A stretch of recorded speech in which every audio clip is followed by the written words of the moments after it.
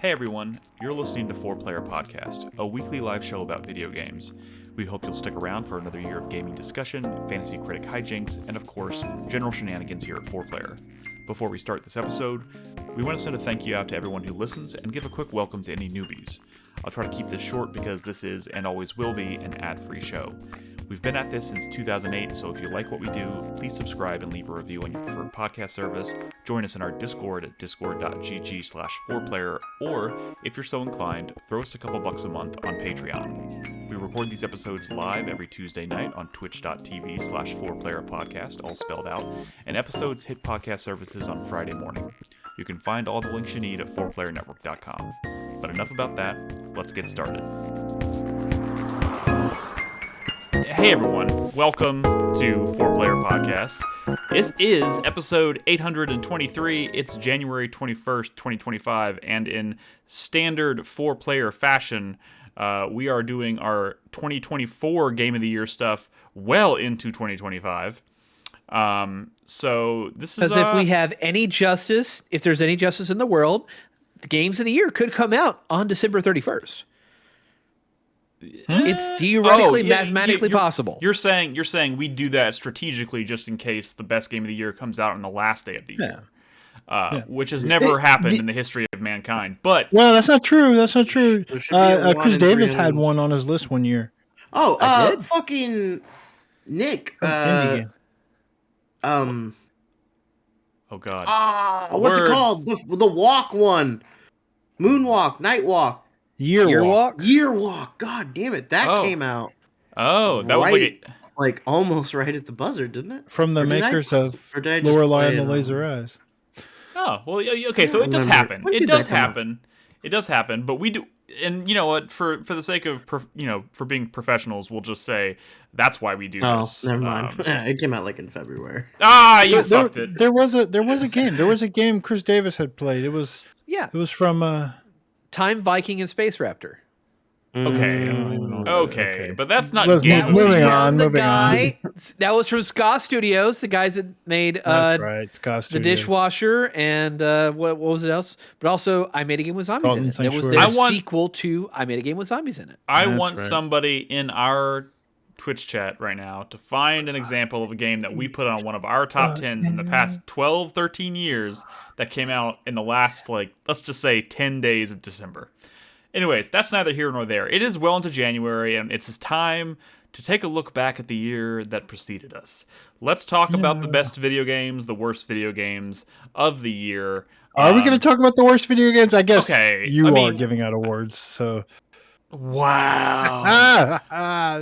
Holy damn. Shit. We're starting bad. Okay. Coming out of the gate with zingers. Hey, look, this is the second year we've kind of scaled back the number of award categories that we have. We only have, I think, a total of 12 this year, two of which are wild card categories, which is something we've never done before. And these are basically means that when we get to that category, each of us has brought a category that is unique to us. So nobody else knows what they are, and it's kind of a surprise. Should be fun. It's also worth mentioning that, two of our members who are usually here for these things are both new parents, so they are not here. So we're down to 4 people for the award show this year. But of course, Nolan and Ed are with us in spirit. We do not have their award winners to read off tonight, though. I apologize. But without further ado, let's just get into this. I will say, I think most podcasts that do award shows or this kind of thing usually talk about Game of the Year. That's not what we do here. So we do our top 10 videos. Some of us do top 10 videos. Yeah. Crispy, I don't know if you're going to do a top 10 video. If not, you're welcome to say what your Game of the Year is at the end of the show if you want. Or just right now. Literally, he could just say it right now. We can say it right now. Fuck it. My Game of the Year? Yeah, fuck it. Number one, my Game of the Year. Number one Game of the Year. Game of the Year. You ready? Can I say it? You ready for Can this? I Yeah, go ahead. Destiny 2: The Final Shape. No. Wait. Marvel Rivals? No, that was my number 5 Game of the Year. Oh, so you have your list. You've written I'm looking right at it. Oh, damn. Fucking shit. Okay, maybe more we prepared shouldn't do than this. any of us. Okay. We're literally talking about our favorite games of the year.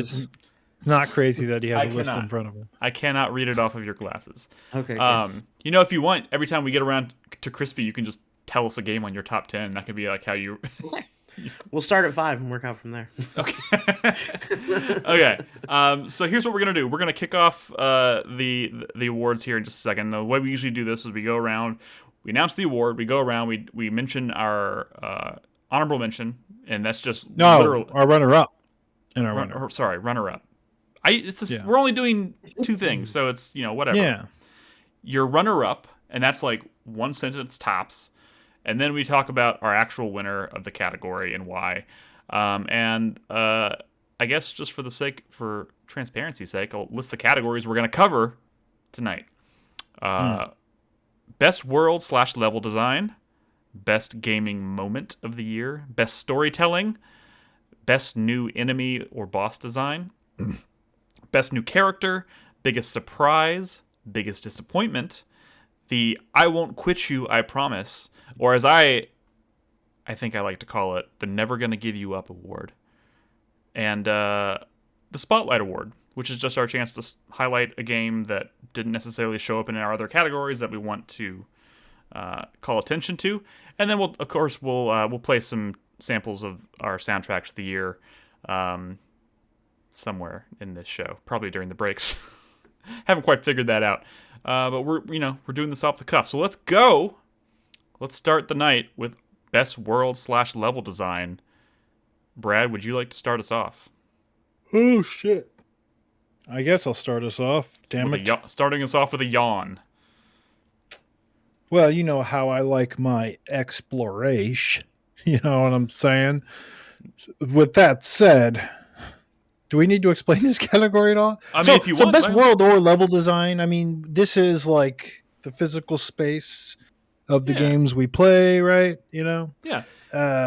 It can mean any number of things to people, but like, the feeling of the sense of joy that you get from exploring or like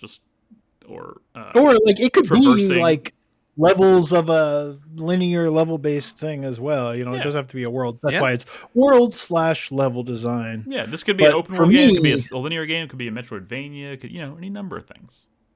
For me, exploration is definitely one of my favorite things to do in video games, so I'm definitely leaning in that direction. So my runner-up for the category is actually the world of King's Vein, which is a game I played at the very beginning of the year. I'm like, now my brain is like, which game is this? I played it in like January, and throughout the year. From Rad Codex, makers of also Horizon's Gate. Oh, it's the remember Horizon's Gate. That's right. They made a very tightly that was a game where you oh wait no, this is supposed to be a couple of sentences. Yeah. Damn it, I'll get into more detail, man, maybe a video or something, but that game has a very intricate world with like a lot of really cool class-based abilities to explore it, and it was super satisfying. But my winner for this category is Animal Well. AKA I think one of the best like Metroidvania style worlds I've maybe ever played. One of the most honestly. Unique. It's a game where it has multiple layers of exploration, right? And even on its surface, it's just kind of a joy to move around. It really does. But as you sort of understand like the language of how that world is maybe put together, and the things within that world, you start to kind of see the matrix code a little bit, and you come to realize that like almost every single inch of that world feels like very handcrafted, and you start to not take any part of it for granted. And it's just a really incredible, amazing world to explore. It looks gorgeous, and the whole game is only like 33 megabytes, which I still don't understand. It's got one of the coolest lighting, like use of lighting, like a 2D Metroidvania. It's super neat. Again, I don't even know how they do it. But yeah, just magic. A wonderful one of my, probably of all the things I played this year, just absolute joy to kind of pick apart that world and figure it all out and get my 100% exploration and all that. I considered truly that. I considered Animal Well for this category, but I acknowledge. So I did roll credits on that game, but I acknowledge that I probably didn't even scratch the surface of like the coolest shit that game has to offer. So I was like, I can't do that. I can't let myself do that. But I acknowledge that it's a damn fine video game. Yeah, we know. We all are flawed individuals. It's fine. Who's next? Chris Davis. We're going. I'm going around and like in the order that I see on my screen. So Chris Davis. We're going clockwise. You're next. Okay, and just to remind me, winner then runner up. No, runner up then winner. Okay, runner up then winner. Sorry, Reminder, sorry. Motherfucker, I just yeah. Sorry, couple sentences with and then Brad and then was a blurb saying rather than the start of it. So, couple sentences, then a blurb okay. for your winner. Okay. How many sentences is a blurb? You think? Don't do your winner first. What is wrong with you? Sorry, I'm flustered this evening. I'm sorry. My runner up is going to be Shadow of the Erd Tree. I know that is an expansion. I know that's not a full-on standalone game, but we're talking about the world. So, like the world, a lot of that world is new. A lot of that world is new. The Shadowlands as you go and explore, and just the multi-tiered design of the entire area to encompass several continents worth of area on top of one another into an expansion. It's so intricately like cut together, and I think it does a better job of enticing you to explore than baseline Elden Ring. Damn. There is just so many little nooks and crevices that open up to just gigantic things that if you weren't paying attention, you would have never known about. So lots of crannies, juicy crannies. This is a couple sentences.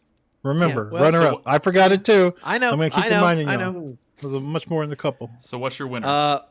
My winner is Final Fantasy VII Rebirth. What? Oh, controversial. I understand that. I understand the controversy, but the fact of the matter is that they took 80% of the world of Final Fantasy VII and made it work in a modern AAA third-person experience. They did. Like, they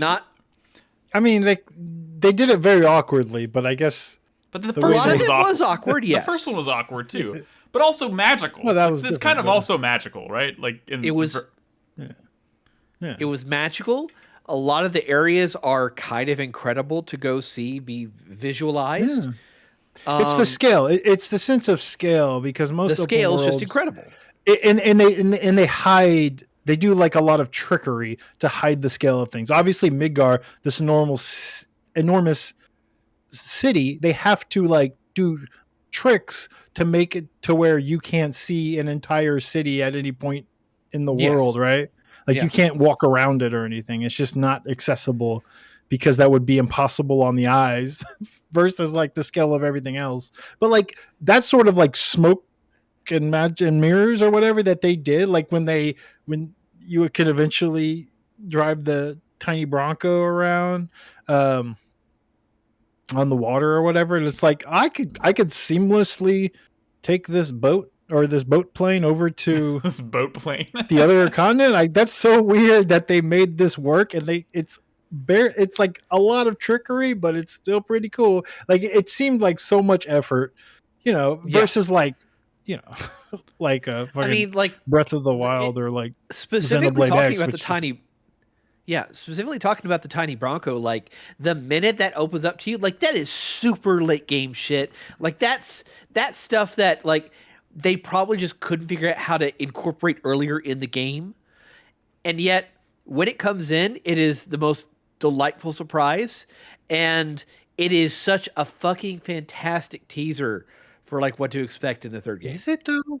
Like I felt think it so is. just like, oh, how the fuck do we do this? Yeah, it's not like an effortless open world like I feel like a lot of modern games have, which is like, to its credit, like I can't believe they did this, but the next game can't just be more of that, right? No. I think they have set a precedent now for like jumping from one game to the next in terms of like taking a totally different approach to the world design from part 1 to part 2. I think part 3 is going to be like probably the biggest in scope and the most. But you're not going to seamlessly fly around an airship. It's going to be like you know, like when you were flying the tiny Bronco, and it's like, all right, I'm not doing anything here. I think it's still going to be fucking segmented game. in a way, but I think they're going to find interesting ways to like make it feel bigger somehow. The fact that it's so weird is what makes it interesting.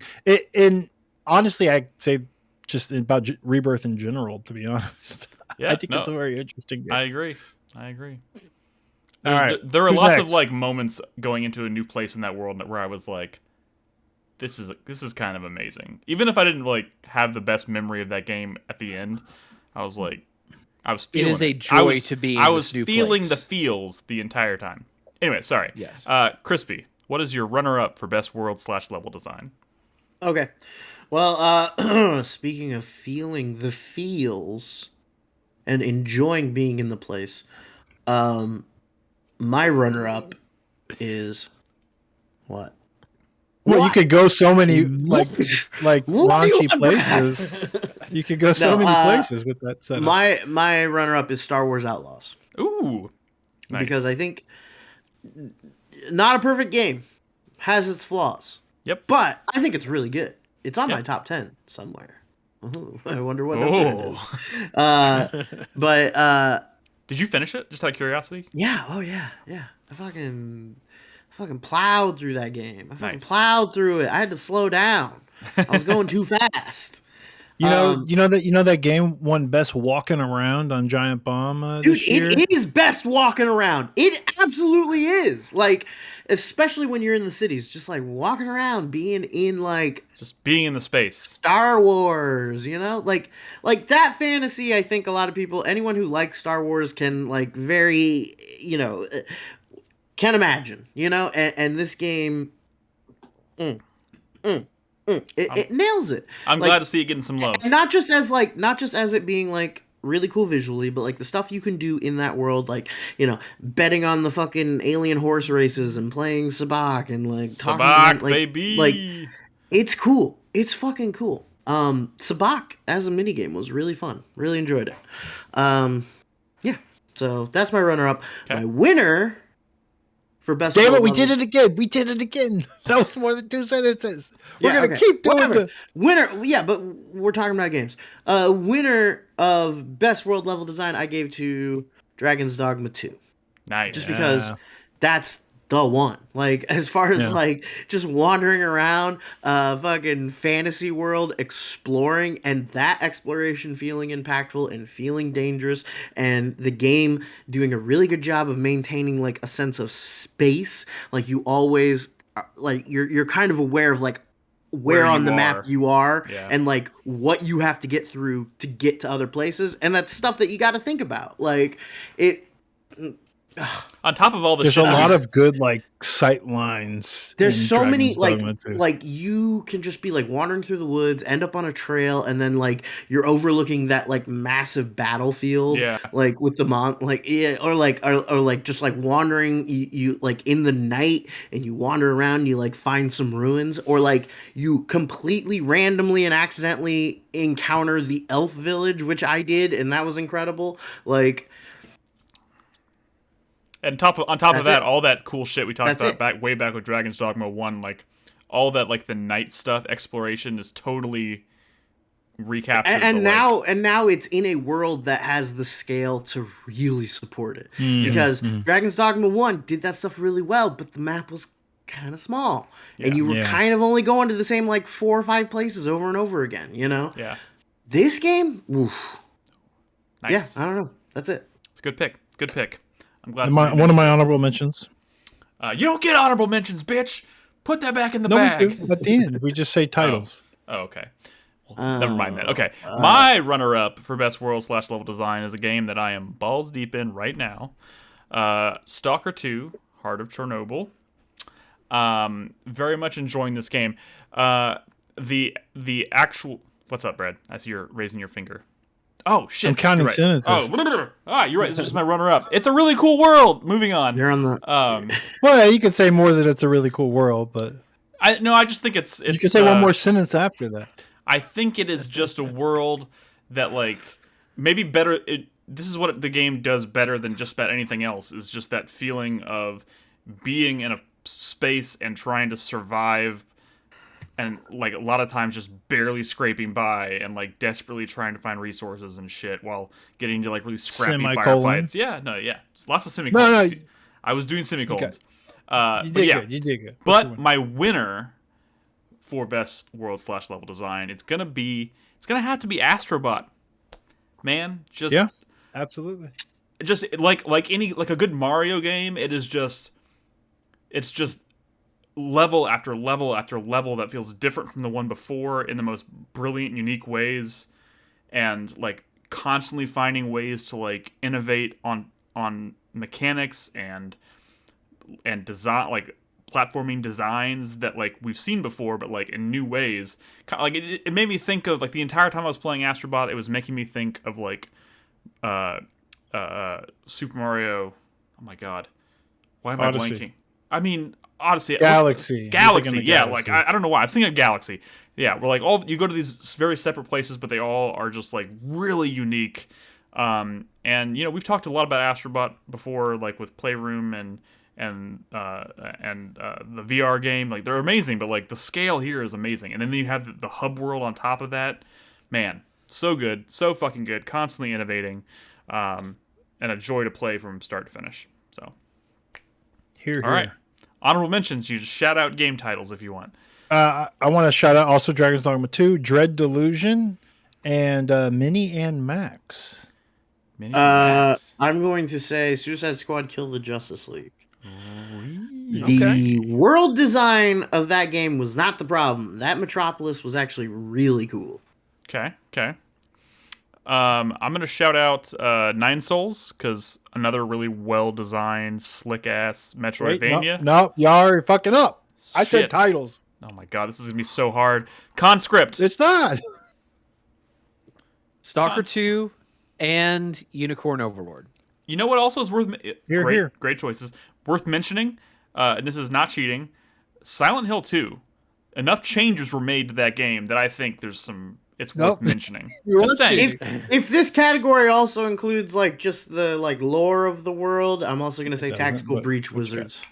Yeah, but it doesn't. Yes. Also a game with good level design. Next category. Best gaming moment. Brad, set this one up. Wait, is Moment next? Yeah, Am I in my order wrong? Yeah. You do. Oh Yeah. shit. Oh my god, I just realized I'm controlling this here. I'm not even putting the fucking categories up. There we go. On the screen. It's messed up that we're doing moment before story. okay. Ugh. Brad, I showed you the order and you didn't say anything then. I mean, Do you want to do storytelling first? I would like to do story before moment Fine. because We're doing. my- Okay, fine. Obviously, your choices hinge upon this, so we're changing the order. We're doing Yeah. storytelling first. what doesn't make sense if I don't, especially because y'all have not heard about me talk about this game. All right. You might be a little late here. Okay, It's best there we storytelling. go. Best storytelling. You want to explain this category, Nick? Oh, I mean, I was kind of. My runner-up Okay. is. It's funny that Crispy just mentioned Tactical Breach Wizards because for me, it is my runner-up for favorite storytelling of the year. I think it's a extremely well-written game with amazing characters, Okay. and they do some cool stuff with narrative structure, like the pin board and stuff, with the way it tells information, and just the conversations before battle are tightly written, well done, excellent. But my winner for best story of the year, best storytelling of the year, is of course 1,000 Times Resist, a game I've never spoken about on the podcast, Never, which I just ever, finished ever. over the weekend. And where to start here? This is a it's a science fiction story where just to Ridley set it up again. I've never spoke about it. Like there's look, aliens kind of invade of sorts. They cause like a global pandemic, of which one person is immune to for some reason, and everybody else cries themselves to death because that's what the pandemic thing is. And then some people take the person who is immune and basically start a new world where she is going to be they're going to make clones of her, and it's a science fiction story about a world of clones. There's so much here. Yeah, you don't have to tell us the whole story. It's a cool setup, and you've never talked Yeah, about it on the podcast. But it's an interesting setup. But I will say what makes it so cool is not just fantastic writing, fantastic performances, and just the layers of just like the way it jumps in time to cover like the sort of like the past life of like this character who becomes like the all mother of all of these clones of her, and it goes places, but there's a lot of like interesting like allegory. It's not even allegory. Like there's literally her parents were like in like the Hong Kong protests in like 2019. Like that is a story like beat, and but the story itself kind of deals with things like generational trauma and stuff, and how that passes down to like this clone society and like the rebellions there, and it's just a fantastic story, fantastically written, fantastically performed, and like for like a indie game that doesn't have the budget of like a modern day AAA game, of course, not even close. Like surprisingly, like visually well shot. Like I say cinematic, but it's not even movie like. It's like the people who made the game were like stage performers, and you could totally see that in the way, like visually, the way this game looks, and it's just, I mean, truly remarkable. Absolutely, I recommend it to everybody here and everybody listening. You gotta check out 1,000 Times Resist. Cool. And it sounds like a lot, and it is, but like they do a really good job of like focusing on those central themes and stuff, and not letting the plot get out of control, and just excellent game all around. I recommend it to everyone. I was begging Crispy to try it, but I don't think he got around to it. Gotta check maybe it out. if you talked about it on the podcast, but well, to be fair, that's what I literally just finished. We haven't had a ton of normal podcasts lately, so yeah. All right, Chris Davis, what's your runner-up for best storytelling? Not best moment. We're doing that next. I was originally going to do Tactical Breach Wizards because by all means, mix it up. I do that sometimes too. But this was a close third. And Like a Dragon, Infinite Wealth. I love the underlying themes and storytelling they go, specifically focusing on Kiryu, and like this is supposed to be like his epilogue or final entry. And they give him a send off that you feel for. We'll talk about it later in other categories.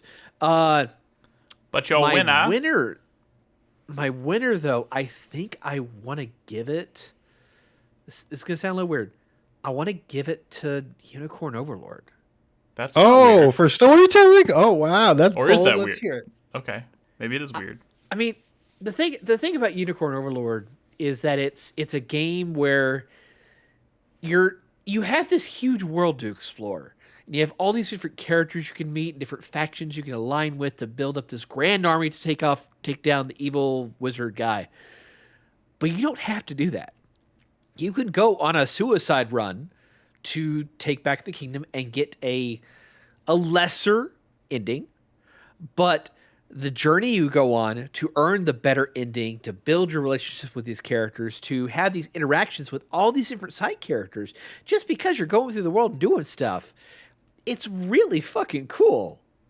Okay. Like that Breath of the Wild thing, but you didn't actually go try to fight the final battles without leveling up, right? Like you have to get more powerful. Oh yeah, no, I 100% went through like the entire loop, but I like the possibility thereof that you could go do it. I adore that game, and I wish I could go with you here, but like, how did you feel about like the story itself, like the plot or the characters and all that? I mean, I think there's some good small character moments, but I think there's plenty like lighter character moments that probably don't get enough praise or never even got seen by a lot of people. Like even just the arc of going through the Colosseum to get what's her name, the giant Amazonian lady with the huge shield. Yeah. Like what's actually going on with her. Like there's a lot of those different little things going on throughout every single region of this world. It Little sounds like it's an character story unconventional. vignettes. Sure. I can agree with you on that. It sounds like it's less about like conventional storytelling and more about how you make the experience. No, it's not. It's mostly conventional storytelling. Oh, is it? It okay. is.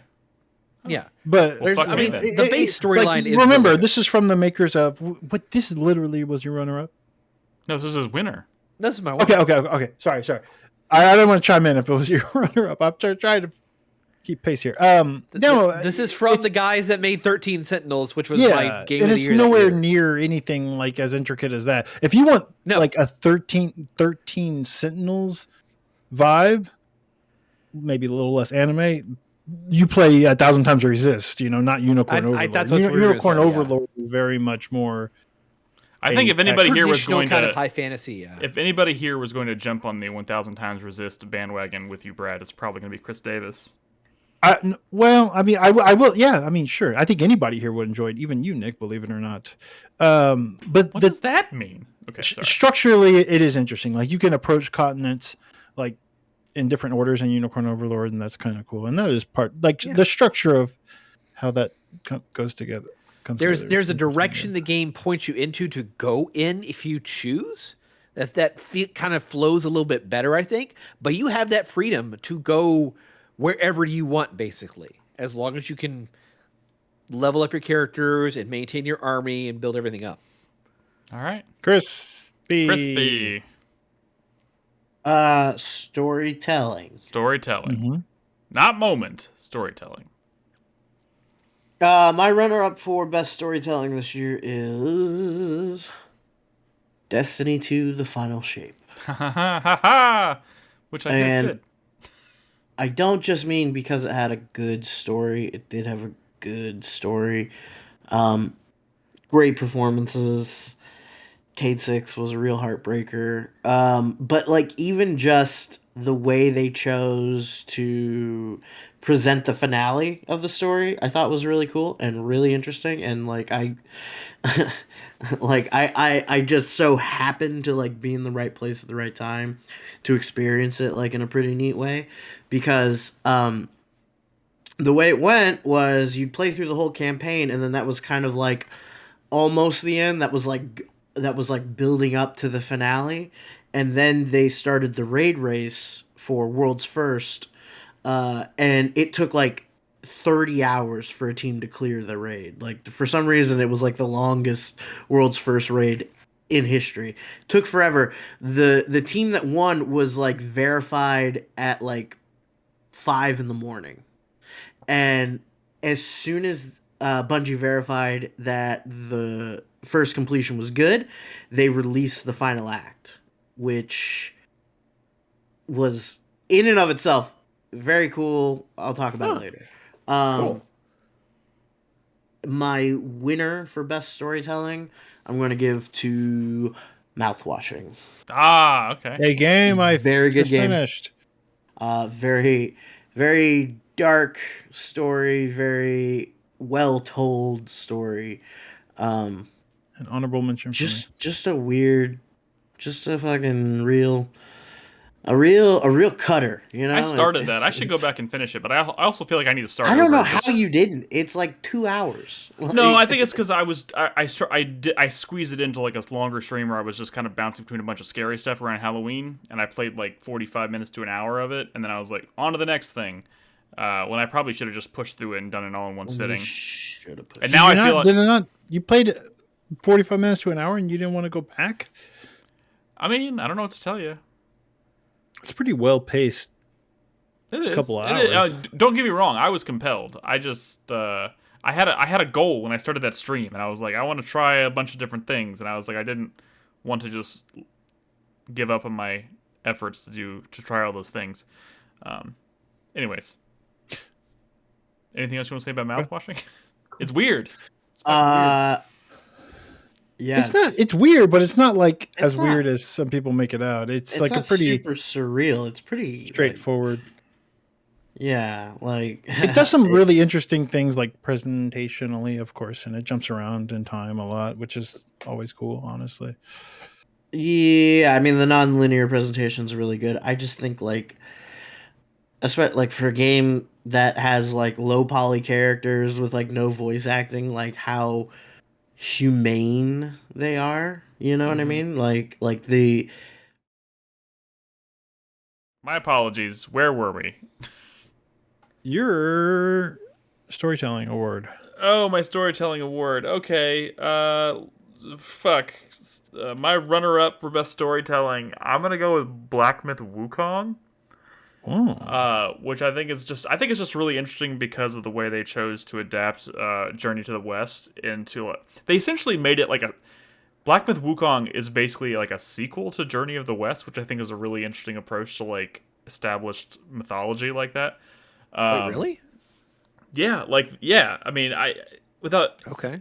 it's got kind of that like surreal nature to it, like a Souls game, I guess. So it's not like explicitly said, but like you're basically playing the ancestor of the main character of Journey to the West. So yeah, in a lot of ways, it's like a sequel. But anyways, it's just a really neat premise and lots of neat characters and stuff throughout the game. So love that. But my award for best storytelling goes to, and this is gonna sound like a cop out, but Silent Hill 2, man. I know it's a cop out. I know it's a cop out, but like the quality of the storytelling in that remake specifically is so good despite the source material. Like so much of what makes it so great is rooted in like the new performances, the new motion capture, the way they've reinterpreted scenes, the way it doesn't feel, even though even if you go into it knowing exactly what happened in the original game, like I did, like it found ways to constantly surprise me. And on top of that, it was also telling a story that I already loved. So it just found I'm giving it my winner because it found a new way to tell a story that I already loved, and I wasn't expecting that. I was really just expecting that game to like retell the same story and hopefully not fuck it up.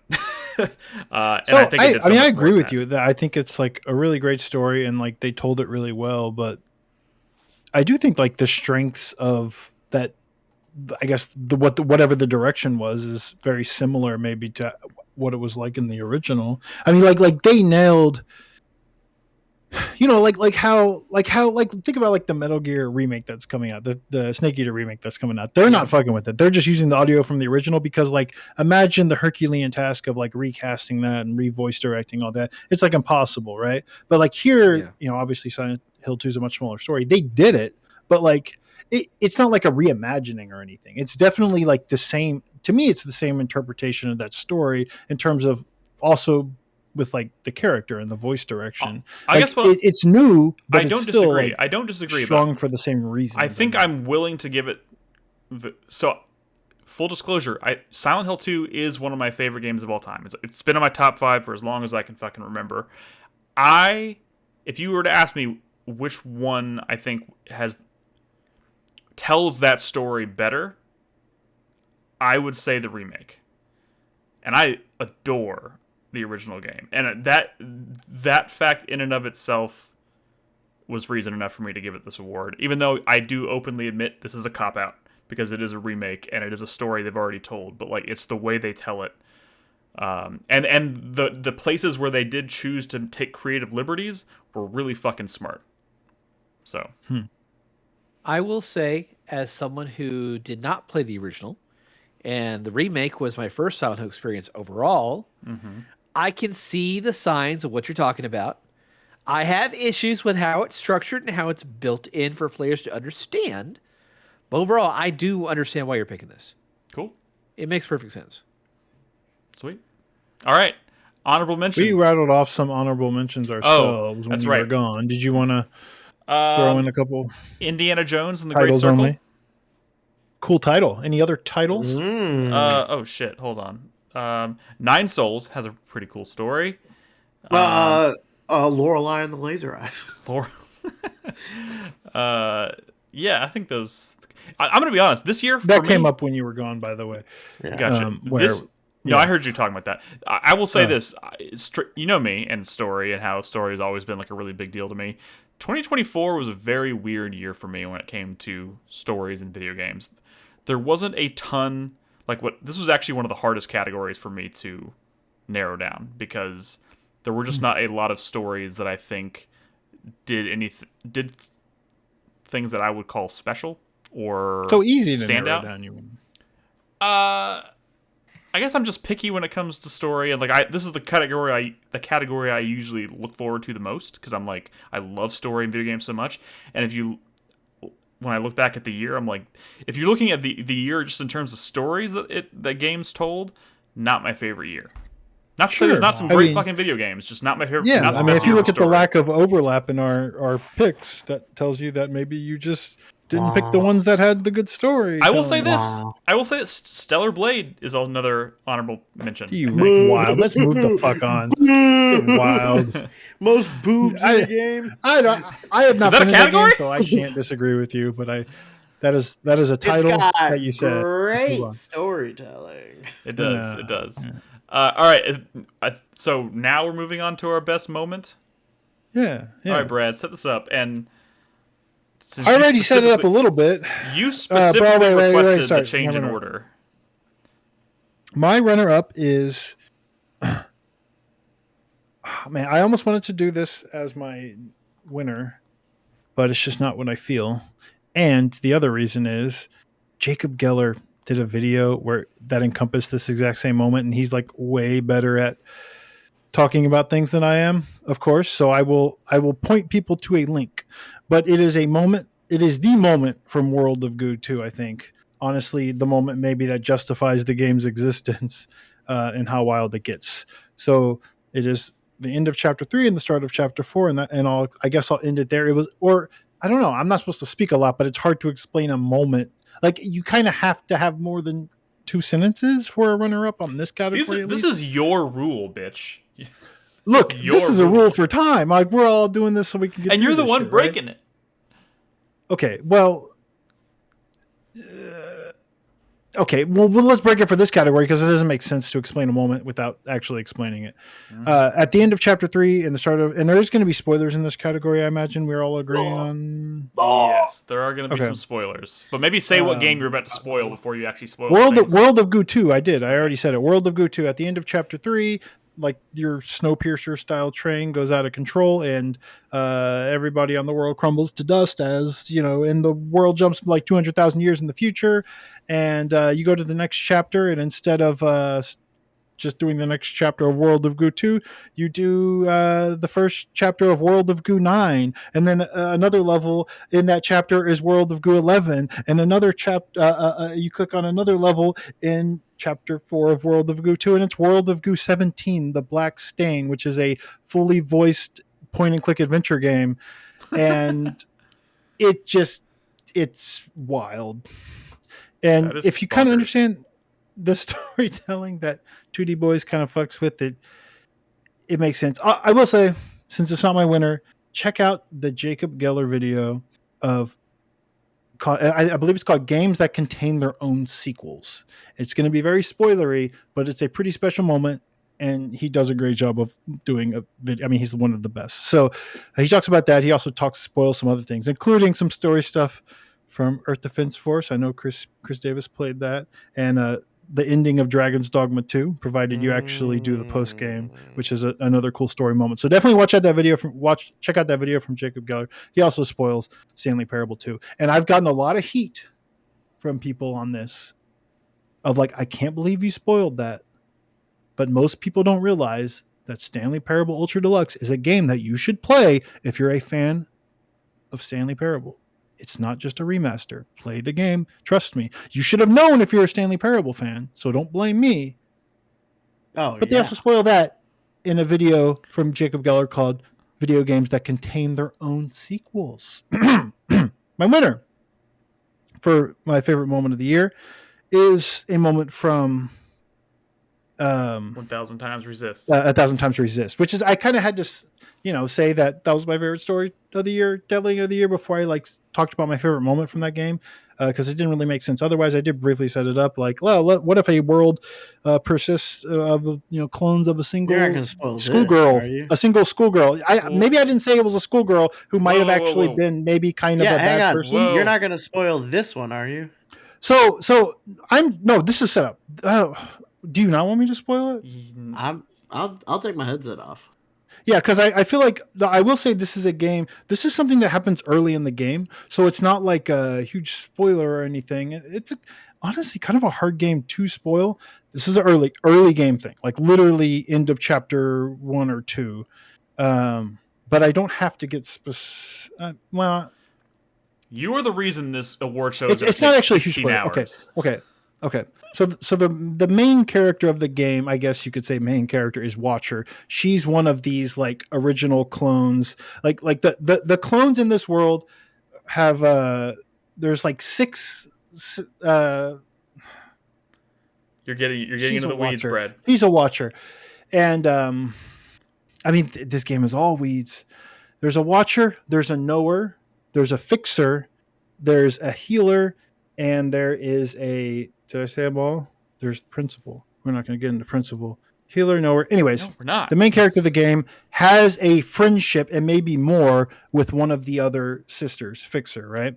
But it's time for Fixer to like move on to where these clones go when the All-Mother decides that it's time for them to move on. Anyways, stuff happens. Communion. Fixer finds out some shit about the realities of that world, which are maybe this person that was cloned wasn't like this amazing person. Stuff goes from there. Anyways, this character, and again, it's a very early story beat, ends up getting incinerated by the All-Mother. It's really not a spoiler. Trust me, play this game. And it happens because the main character, Watcher, dimed her out because she really drinks the All-Mother Kool-Aid. And Fixer's like, it's not what you think it is, especially on the other side. You have to trust me here. And she's like, I know we're homies, but like, what are you doing? And she dimes her out and they incinerate Fixer. The crazy part is like the All-Mother, once all of the clones, because there's like the main 6 sisters or whatever, but then there's clones of those clones just to be ready to become those bigger sisters if they ascend or whatever. Anyways, this is a middle school girl, high school girl. How old was she? She uses drawings, but they're like crayon drawings to depict events to everybody in that society, and it's literally she's showing crayon drawings of what happened to Fixer after she was turned in by Watcher, and they're crayon drawings of her death. This is her being incinerated, but it's like a crayon drawing of her on fire, and here she is again in more detail, and it's like a zoomed in, more detailed, like fucked up drawing of Fixer like burning to death, and she's again in even more detail. And like the way they communicate this stuff to, like, it's insane. See, everything you just said sounds really cool, but I still have no idea what's going on, which is, I guess, that's fine. That's fine. And all this is to say, not even my moment of the year. This is set up for the moment. Oh my God, Brad! But it's a simple thing. It's that it isn't till after, because the way the story plays out in this game is not like chronological necessarily. You're hopping all over to different times.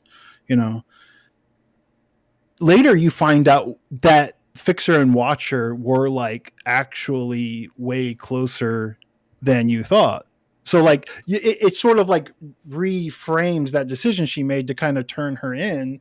And my favorite moment of the game is in one of these little moments, which I found is optional, which is crazy to me.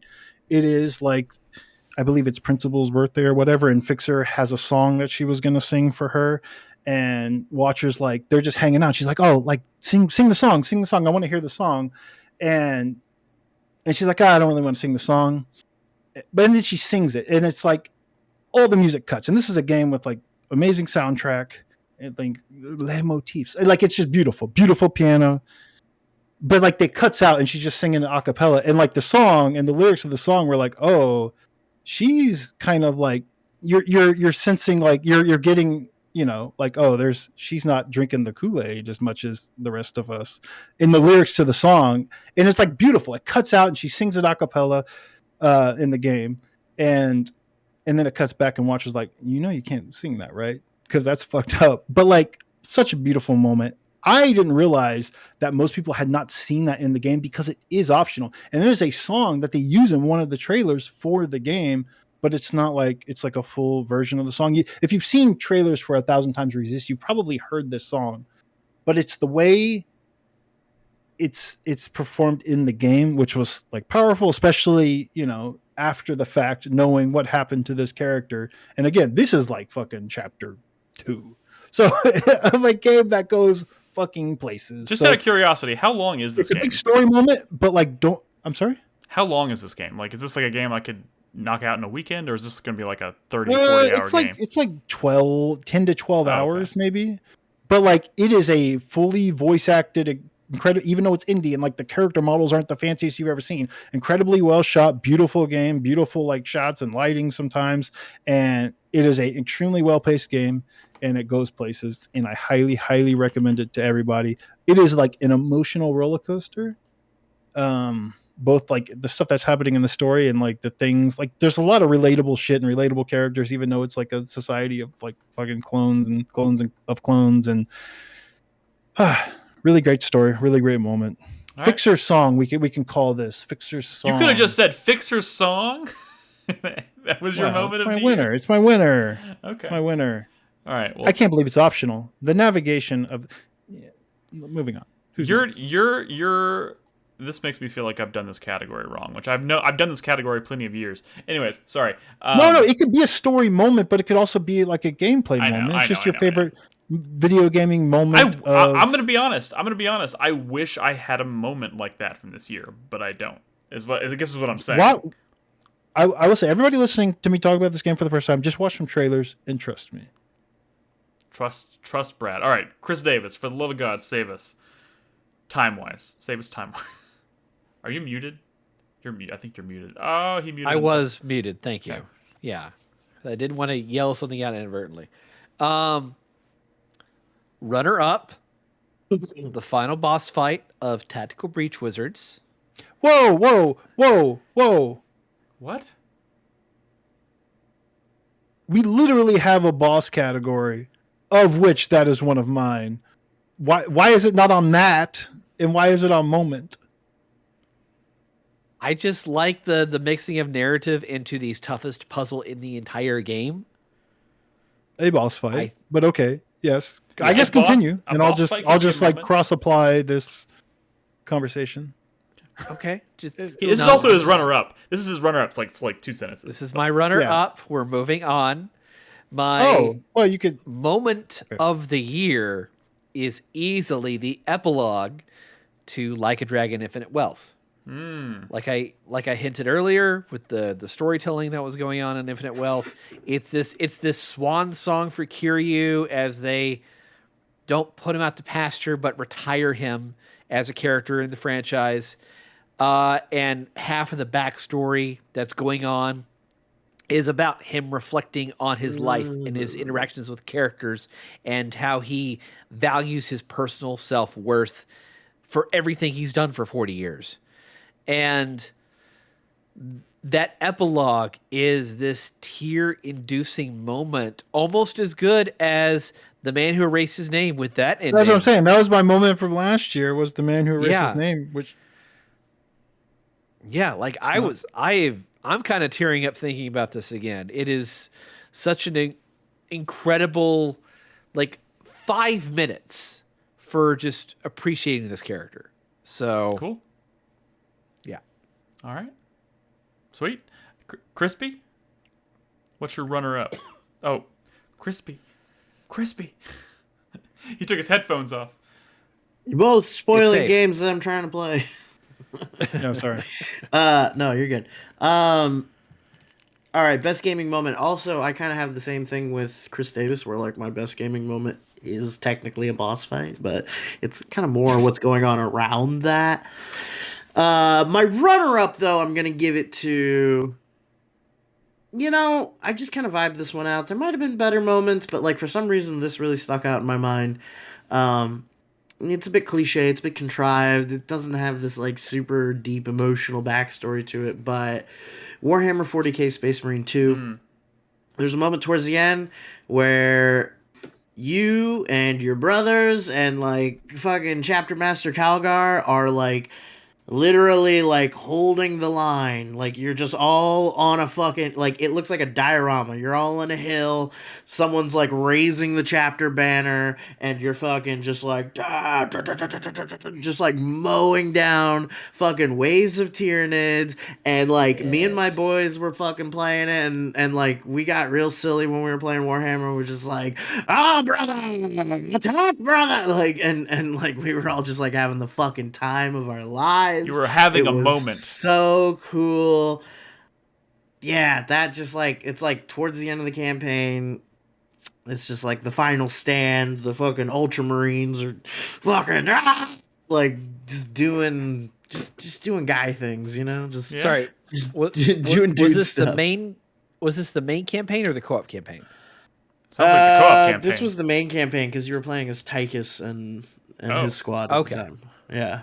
Okay, I need to go back and finish this. It's I too need to go back and finish I can't believe. I mean, there's a lot of little Space moments. Marine. Like if you like, as far as like being on a battlefield and just like seeing crazy shit going on around you, there's a lot of that in this game. Like, so good, so good.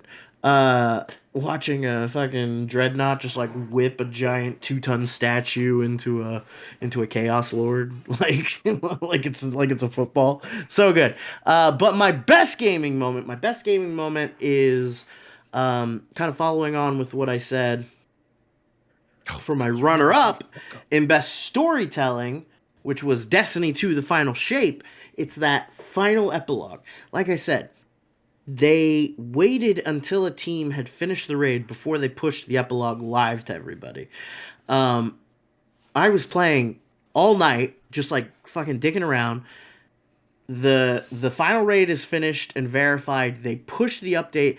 I'm about to go to bed and I get a notification that's like, it's time to finish the fight. Like take the fight to the witness now. And like a new mission popped up on the main menu and you're like, what the fuck? And you play it, and first of all, it's the first like 12-man activity that Destiny's ever done, which is it's huge. Like 12 people on one team doing a full-on like assault mission. It's so fucking cool. It has this like Avengers Endgame like Portals moment where like they're just bringing in every character you've ever met, like all showing up for the final battle. You're all fighting together. You're fighting the witness. Like everything's going fucking crazy. Then like at the very end, your ghost is like, I could do it, and like you unleash all your power, and like 12 guardians are like doing kamehamehas on the fucking on the witness. And it is so fucking cool, and the music is surging, and you're like, this is the coolest thing I've ever done. And then you get into this like really emotional like final send-off cutscene, and like it's devastating. And then it goes into this whole montage of cutscenes of like the final of like the last city and like what's going on, and like just a new dawn, a new day beginning, like a new era beginning for the solar system. And like the very end is you sitting on top of the big spaceship that they use as their like command center in orbit. Like you're on the hull sitting just looking at the Traveler with like the weird psychedelic lights coming out of it, and it's like a big message from Bungie that's like, thank you for playing all these years. And it was like the most heartwarming, touching, just like amazing send off ever. It was so good it probably killed the game. Like it was so good. That sounds pretty odd. Is this? I feel like you told a story about something related to this. Maybe you told the story. I'm in the pretty sure I podcast? told He this talked story. about this Yeah. moment on the podcast. Is this Yeah. is this the one where you realize suddenly it was like you stayed up all night for this, basically? Yes. Yeah. Okay. Where, like I said, it hit at like 5 a.m. and I Yeah. was about to go to bed, and then I was like, You're like, nope. I gotta do it. I gotta do it. Who needs Yeah. sleep? Okay. My runner-up for best moment, and again, I got to stress this. I struggle with both of these categories because I didn't have there were not a lot of games this year that stood out to me for like story reasons. Like all of those things that y'all picked, God, I wish I had a game that kind of spoke to me that way. I will say this, Silent Hill 2, which is my runner-up. There's a moment in this that's a runner-up. I had some of those moments, but I didn't want to do a cop-out again. So my runner-up is Silent Hill 2. I couldn't really pick because there's like multiple like completely redesigned, reimagined boss fights in this that were just like took me completely by surprise. All the boss fights in that game are actually pretty stellar. I could name any one of them, and I was like, that moment stood out to me as just like my jaw hit the floor kind of thing. So I'll mention that. But from a gameplay perspective, one of my favorite moments of the year was like the first time when I was playing Pacific Drive, when I was kind of like still learning the ropes and trying to figure out how the flow of this game works, and you're out there exploring the zone in your little station wagon and you're driving around, and then you realize there's a storm. There's basically like a fucking monsoon blowing through the zone and like beating the shit out of my car, and I was like, I got to get the fuck out of here. So you have to go around and pick up these like mechanical balls of energy and plug them into this thing in your car to create this giant portal that will take you back to take you to safety, basically take you back to your shop in between runs.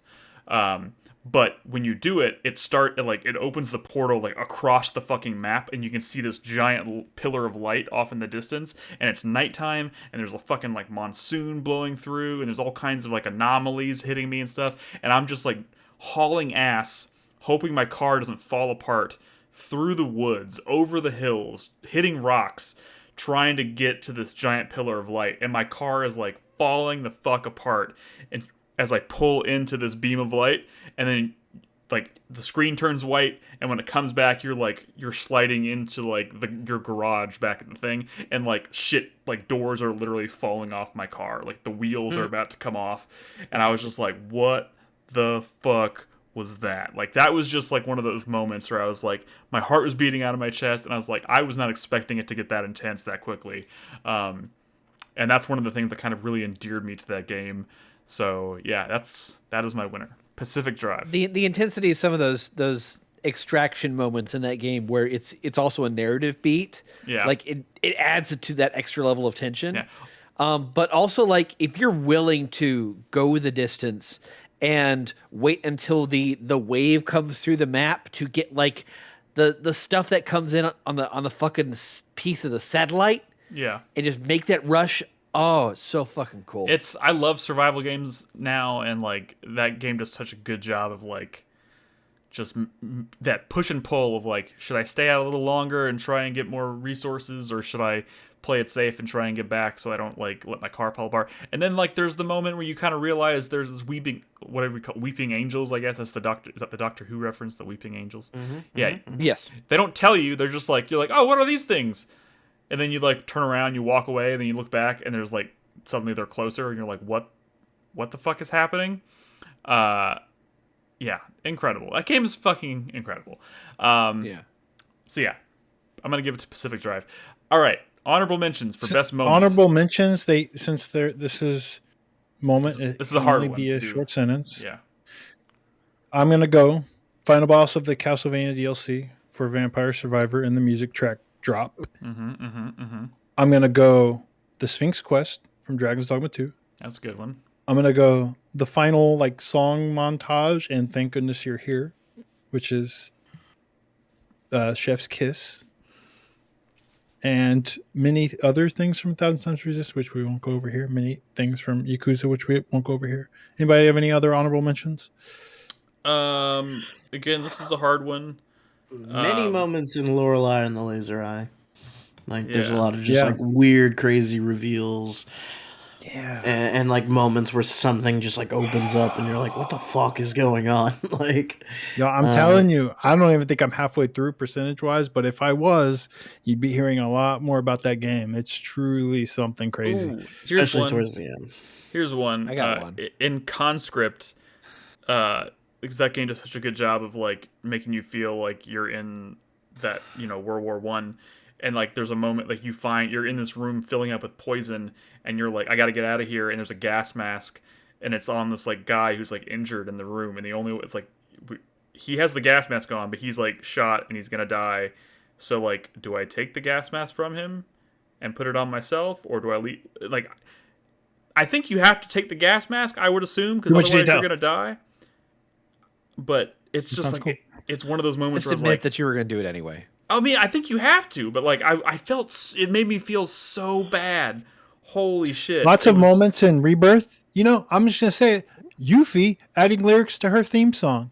It's one of the most nostalgic because that was the song on like the demo disc when I played Final Fantasy VII. Yuffie's theme on one of the demo discs. So like her singing that song, it's a silly little moment, man. Hits hard, honestly. It hit hard. There's probably a lot of good moments that I'm just kind of forgetting about. Also, Rebirth. Here's one I think probably we all have experienced at this point, but I only experienced recently. The first time you hit a 9-digit plus score in Balatro with a hand. I've never touched the game. Yeah. I mean, Nick's bad. This should not surprise you, Chris Davis, at all. What's our next? He's right. What's our next topic? All right, our next category is going to be our first wild card of the night. Again, this is going to be, we've each come up with a category that kind of speaks to our own personal taste, whatever. So it's, we're just going to, it's silly and fun. So we're going to let Brad start it off. What's your first wild card? It doesn't have to be silly. Mine's not silly. Okay, fine. Fuck you. Mine are kind of silly.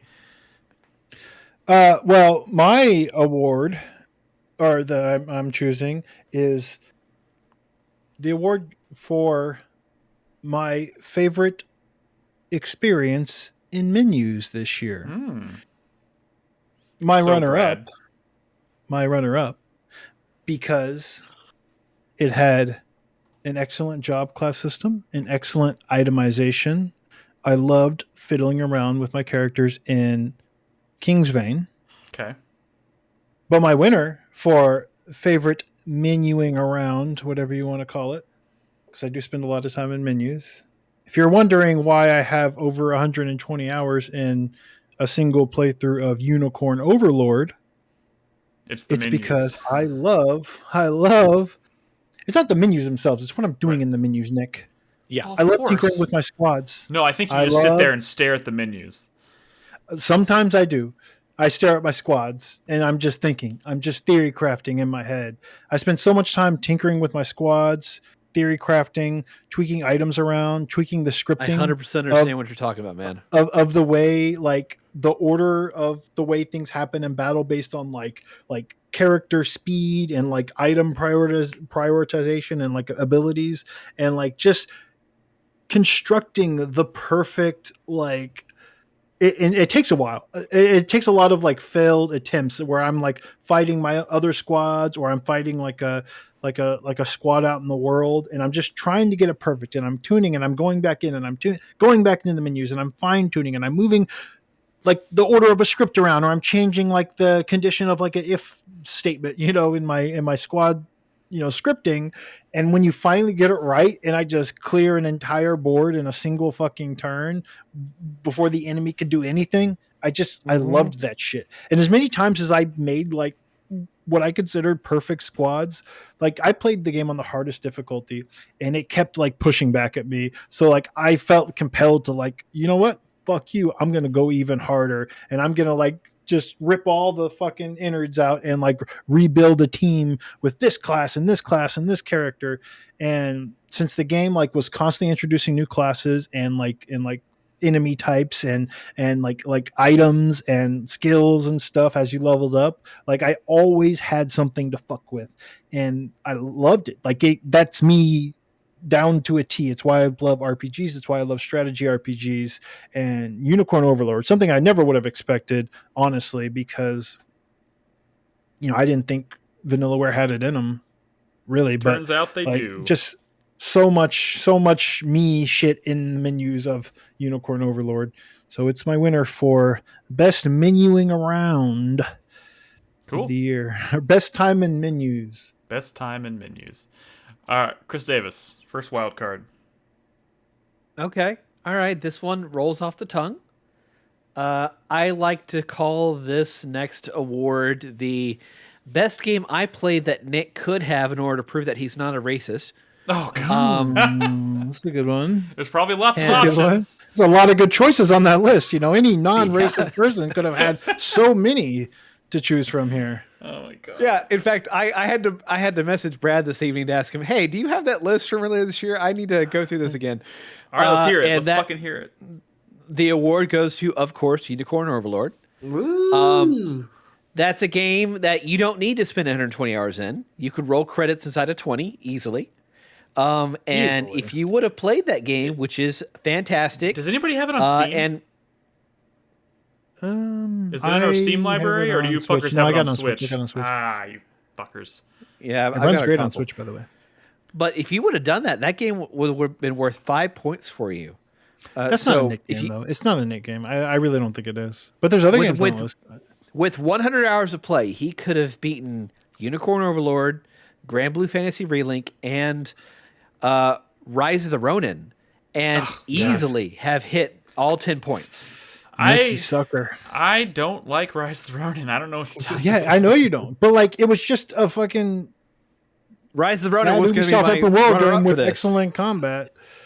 I mean, I don't know. I don't know what to tell you. I hated it. I you think don't it's like garbage. good combat. I get it. I think it's trash. You think that game is garbage? Okay, you're No, actually just. I'm bad. actually just trolling you on that. But I did not really like it, so I put it down. I wasn't going to bring up the It's a damn fact that you shame. thought the moves you're supposed to parry are the moves you're supposed to dodge. Oh my god! Oh, you're giving me anxiety.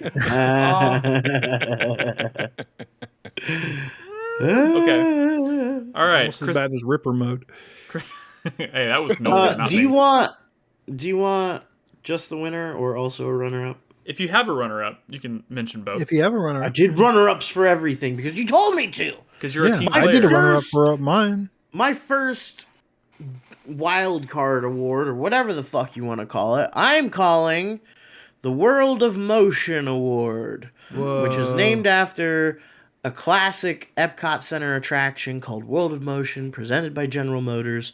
It was all about travel and transportation. Okay, Ooh. right? I like this award. Oh, let me look at my list. The runner-up I'm giving to Dragons Dogma, just because, as we've already talked about, moving around that world is consequential, and the idea that you can fast travel, but it's really just getting in a cart and driving through the night and hoping you don't get attacked. And you often get attacked, and a lot of times the monsters that are attacking you will also just smash the cart and leave you stranded in the woods in the middle of the night, surrounded by monsters. It's lovely. It's a lovely system. It's a lovely way to structure that kind of game. But Everyone the winner. was doing it wrong. Everyone was doing it wrong. What do you mean? The reason people kept getting invaded is because they were waiting for an ox cart. They do the thing that said wait for an ox cart. And when you do that, a lot of the day passes. So then when you go on your trip, it's nighttime and you always get fucked up at night. Yeah, no. Yeah. Don't do that. For sure. Don't do that. My winner for the World of Motion Award, though, goes to Suicide Squad Kill the Justice Oh my League. goodness. That game had a lot of problems, but holy fuck. I've never played a game that had a jetpack that was more fun than Deadshot's jetpack in that game. The fucking flash running with Captain Boomerang was incredible. Harley Quinn's acrobatics was incredible. Even King Shark, who had the most basic traversal mechanics, it was basically just Hulk from Ultimate Destruction way back in the day, was so much fun. Moving around that world, the world was built for it. It was really fun to get around. Oh my god, please just rip those mechanics out of that game and put them in something else. It is maddening that they are locked within a game that people are just gonna forever be oh yeah, that shitty live service game that failed immediately. Nah, I'm not gonna play it because there's stuff going on in that game There's value to be found. that's really incredible. When did you last play it? I mean, when I finished it when it first came out, I never went back. I never played any of the DLC characters or anything. I've heard some of the DLC characters are pretty cool, but it's Isn't still the Joker's a the shitty DLC game. character? Yeah, that was the first Yeah, one. it's like the Joker, Mrs. Freeze, Deadshot, I think is one. Deadshot's daughter, right, or some shit. I don't know what's Something going like on that. there. Something weird yeah. like that, right? Or not Deadshot, Deathstroke. I meant Deathstroke. Oh. Oh, yeah. Deadshot's The reason I ask is that I've been thinking about installing it because I did Huh. buy it. You're for a like madman. Oh, it's on Look, PlayStation Plus. if It's on you get PlayStation it for Plus this year. free, play it. Like, try it. Yeah, like, I got it right over there. You know, it's whatever. I don't know. Like, maybe you're all about the story and like you're gonna get really, really mad when like fucking Harley Quinn executes Batman and make it everybody's problem for months on end. But like, Especially very recently. God, fuck! Like, some stuff in that game is so cool. Fuck! Harley Quinn is such a Mary Sue. Kill Batman. Come on. God. All right. Wait. We are allowed to throw in for other people's awards, so I want to throw in. I like that Crispy Award, Motion Award. I'm going to give it to Echo Point Nova, again, with incredible movement and traversal. Okay. Yeah, That's cool. That's cool. List. That's cool. All right. My wildcard award is called Best Multiplayer Game I Would Actually Play If I Didn't Hate Multiplayer Games. And this was a lot because there's a lot to choose from because pretty much any good multiplayer game that came out this year could be on this list. My runner-up is Helldivers 2. When we streamed that together, I had a hell of a lot of fun, man. That was so much fun. It was a fun game. I could see the appeal. I can understand why people love it, and it was such a fun stream for us to play together. Great. If anybody here was like, "Hey, let's do a community night, play Helldivers 2," I would be so down to do it again. I would be. But it's just They just released the new faction, and there's been a ton of balance fixes and stuff. I'm sure it's a much better game at this point. It's just one of those things. Like, I just don't play multiplayer games. I don't make time for them as much as I wish I could. But my winner in this category actually goes to Outlast Trials. I love Outlast as a franchise, and this was such a really cool experiment, a way to kind of like do something different with the franchise. And I did stream it one night with some people from the community, and it was a ton of fun. It was scary, which is a unique thing to kind of experience in a multiplayer setting. And it has its own story and its own like progression system. And I was like, if I was the kind of person who let myself just really get lost in multiplayer games, this would be the one that I would probably play all year long. But I didn't because I suck. I could throw in for this one. Yeah, I'm going to throw in for this one too and say Marvel Rivals. Wait. You can't throw in for this one. You play multiplayer games. Hey. That's right. That's no, right. No. But it's written from Nick's perspective. Oh, okay. Gotcha. So you're volunteering games for me. Marvel Rivals. Nicholas, once they had Daredevil, you could be a Daredevil main. That's true. Brad, Daredevil's in there, huh? He's not yet, but he will be. But like, what does he see? Nothing. I don't know. That'd be cool though. If your view was all like radar vision, like echolocation. But he can he would definitely be able to see people through walls. You'd hope so. Yeah, logically. That would be cool if it's all like black with white outlines. That would be kind of cool. That'd be sick. I want to throw in Tekken 8 just because I love Tekken and I don't have like the lifestyle / time to actually. I only want to play Tekken multiplayer and I don't have I can't do that. So if I had that time and lifestyle, I would play Tekken again because I still love Tekken and I did play Tekken 8, just not against humans because I don't. Cool. There's no arcades. All right. Yeah. So look. We kind of inadvertently had to take a break because of my stupid computer, but I do want to take a break real quick, stop the recording, and then we come back. Okay. I was planning on doing like 2 breaks, but now maybe we'll just push through. I don't know. We'll kind of play it by ear. We'll play it by ear. But yeah, we're gonna take a quick break. So if you're watching at home or listening at home, don't go anywhere. We'll be back after this short break.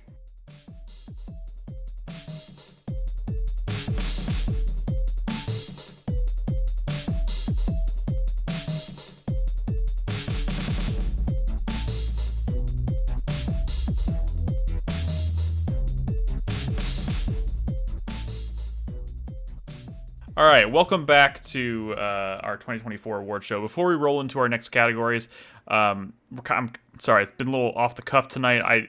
We normally play our soundtrack picks of the year, so we did 2 of those because we're doing fewer breaks this time. So we played 2 tracks during the break, and I didn't really have a chance to set those up during the audio recording because I'm new at this whole podcast production thing in real time. So Crispy and I both played ours. Crispy, do you want to talk about your soundtrack of the year real quick? Mine was the Final Fantasy 14 Dawn Trail soundtrack. It's just really good. I don't really have too much to say. Soken, and who's the composer on Final Fantasy 14, is very good at what he does. I really like it. I had a lot of fun. I think it's great. Wonderful. And my pick for the year is actually the soundtrack for Stellar Blade, which was really unexpected. I think a lot about that game was super unexpected for me, but yeah, the soundtrack ended up being just this super chill kind of has this science fiction-y vibe to it, but I play that music at work a lot because it's just super relaxing and I don't know, which I wasn't expecting for kind of a really fast-paced action game. That it was, but running around that world to this music was just super memorable, and it made that game one of my favorite experiences of the year. So yeah, we'll play 2 more tracks from Brad and Chris Davis when we get to our second break here shortly. But for now, we're going to jump into our next category of the night, which I believe is Best New Enemy or Boss Design. Brad, why don't you set that up and then take it away? My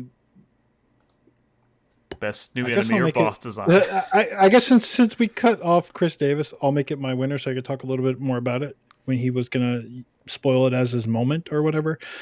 So my runner-up can be the Majima Daigo Sajima boss fight from Like a Dragon Infinite Wealth. Oh, I wasn't going to spoil that. No. He's talking about the other thing.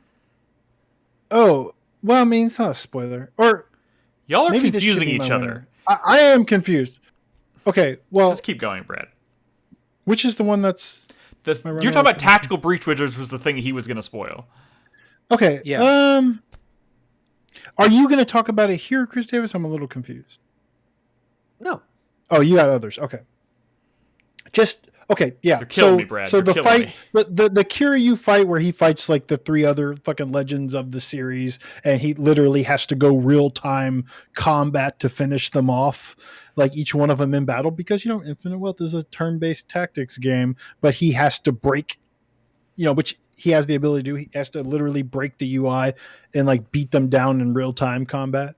It's really cool. But my winner for best enemy / boss fight of the year, or design of the year, is Tactical Breach Wizards, the final boss fight versus Liv Kennedy. Honestly, a game of great boss fights and great enemy designs, because that game is so meticulously designed around nitty gritty time based mechanics and positional based mechanics. But Liv Kennedy is basically the Flash. She's extremely fast, and even though you have someone on your team who can see 1 second into the future, which helps with Overwatches and stuff, basically anything you do to her mechanic is that she's going to swap herself out with somebody in your team because she's that fast. She's like the Flash, right? So you're planning all your moves around, okay, because you could see 1 second in the future, so who she's going to replace herself with every time you attack her. So you have to plan all your mechanics and abilities around the fact that you're actually going to be attacking your own teammate. And if she's thinking 2 steps ahead of you, you have to think 4. Yeah, you have to think 4 steps ahead, and it gets you have by the end of the game you have access to so many characters and so many abilities that are upgraded and stuff, and you are really powerful, but you've never had to really think about your abilities in that way of wait a minute, how do I beat someone who can just making me hit my own team? And you have a lot of abilities that are positional and environmental and stuff, and it's just a really cool fight that escalates and gets harder and harder. But when you sometimes you just, because everything is really reactive, you just kind of like luck into actually hitting her because sometimes shit's just popping off, right? But when you actually like plan out a move and be like, okay, wait, if I put this person here and swap them with this character who can swap, and then create like a little death door and drop this here, now if I attack her, she's gonna fuck herself. And it's just a really I'm cool, sorry. really cool character design, and like the whole game is filled with cool character designs. But like they kind of built up that character in like the story as like she's just too hard to beat, and you're kind of like planning, like they do this whole thing in the final mission where it's like multi-stage and it's all like setting up this encounter with Liv Kennedy, and it's just really cool. Just a really cool boss fight. So highly recommend Tactical Breach Wizards, and that's a cool fight. So who's next? That would be Chris Davis. Okay. I don't necessarily have a good runner up. I kind of just want to. It's. Well, just say mine. Just say mine. We played the same game. Okay, sure, yeah. Liv Kennedy. It is really an incredible fight. It absolutely is. Just that entire setup of those last several levels to build to that boss fight even adds more to it. So, yeah, fucking great. Okay. Tactical Breach Wizards. Winner though, I'm a sucker. I kind of have to give it to the cursed Drake Bale from Elden Ring Shadows of the Erdtree. Granted, that's kind of more of like an audio experience. Which of fight like was this? This is when you go to the top of like the volcanic mountain, and it's like they're building that dread, and then you've got, I think his name's Iji. He's like this guy who's lost his mind but hates this dragon for some reason. I don't even know why. Oh, And fuck that boss. yeah, he's got like, he's missing a leg, and he's super tough, and he's got a tough second phase. But just that first phase alone, I think is just some of the most fun I've had over and over and over and over and over again in the past year. I don't think I beat that boss. I think I bypassed that fight. It's a hard boss. Yeah, I was like, fuck. Yeah, but how this. memorable was the trek up to the boss? Oh, Hunter, it was fucking awesome. It's a good How they build that dread of like the storm increasing, and you keep going higher and higher than anywhere else you've got in all of Elden Ring. Like you keep climbing and ascending, and when you get to the moment where you're about to fight him, like it's so cool. It was a cool fight, even though I did not win the fight. I chickened out. Fucking noob. Did you beat Shadow of the Erdtree? I did beat Shadow of the Erdtree, but that's an optional boss, and I opted out of that boss. Yeah. All right, Crispy.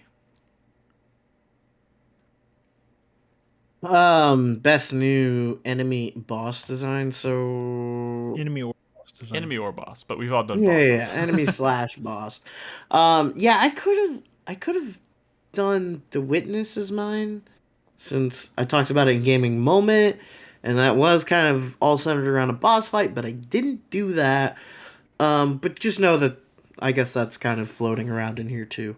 But my runner-up for this I gave to Warhammer 40k Space Marine 2, because even like the lesser enemies, like the little Tormagaunt and like whatever fucking Tyranid swarms are so cool, so dynamic. Like just the way that they like fucking like move like a wave and then pile on top of each other to try to like climb up to get to you.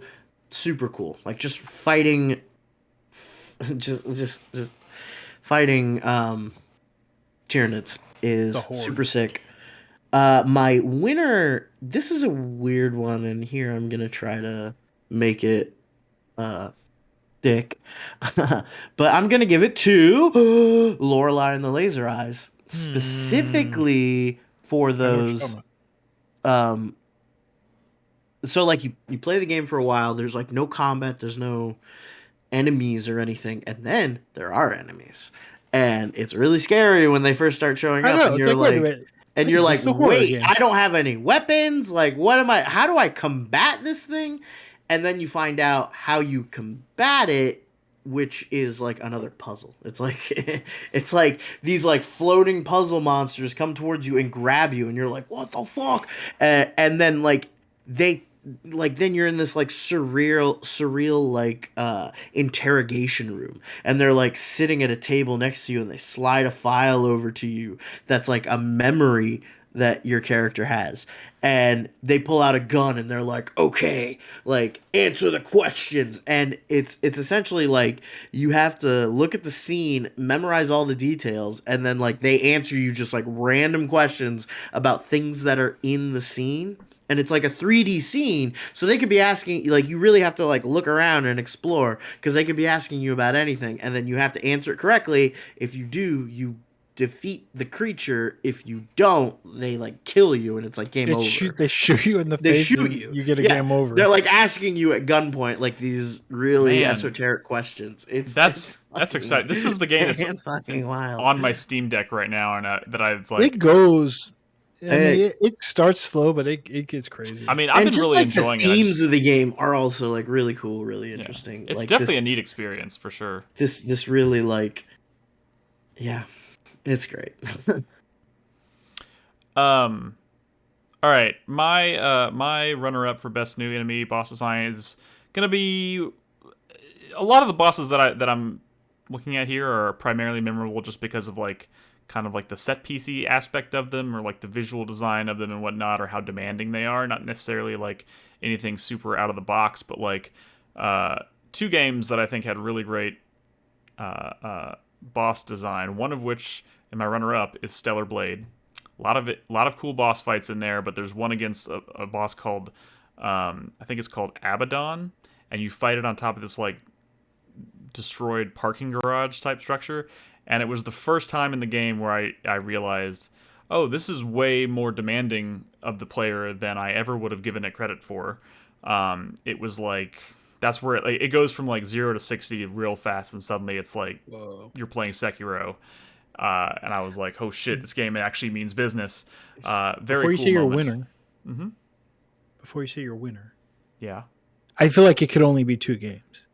And it's either Wukong or Nine Souls. It's Wukong. Although Nine Souls does have some pretty cool bosses too, but here's the thing. In retrospect, I don't remember specifics about a lot of the bosses from Nine Souls.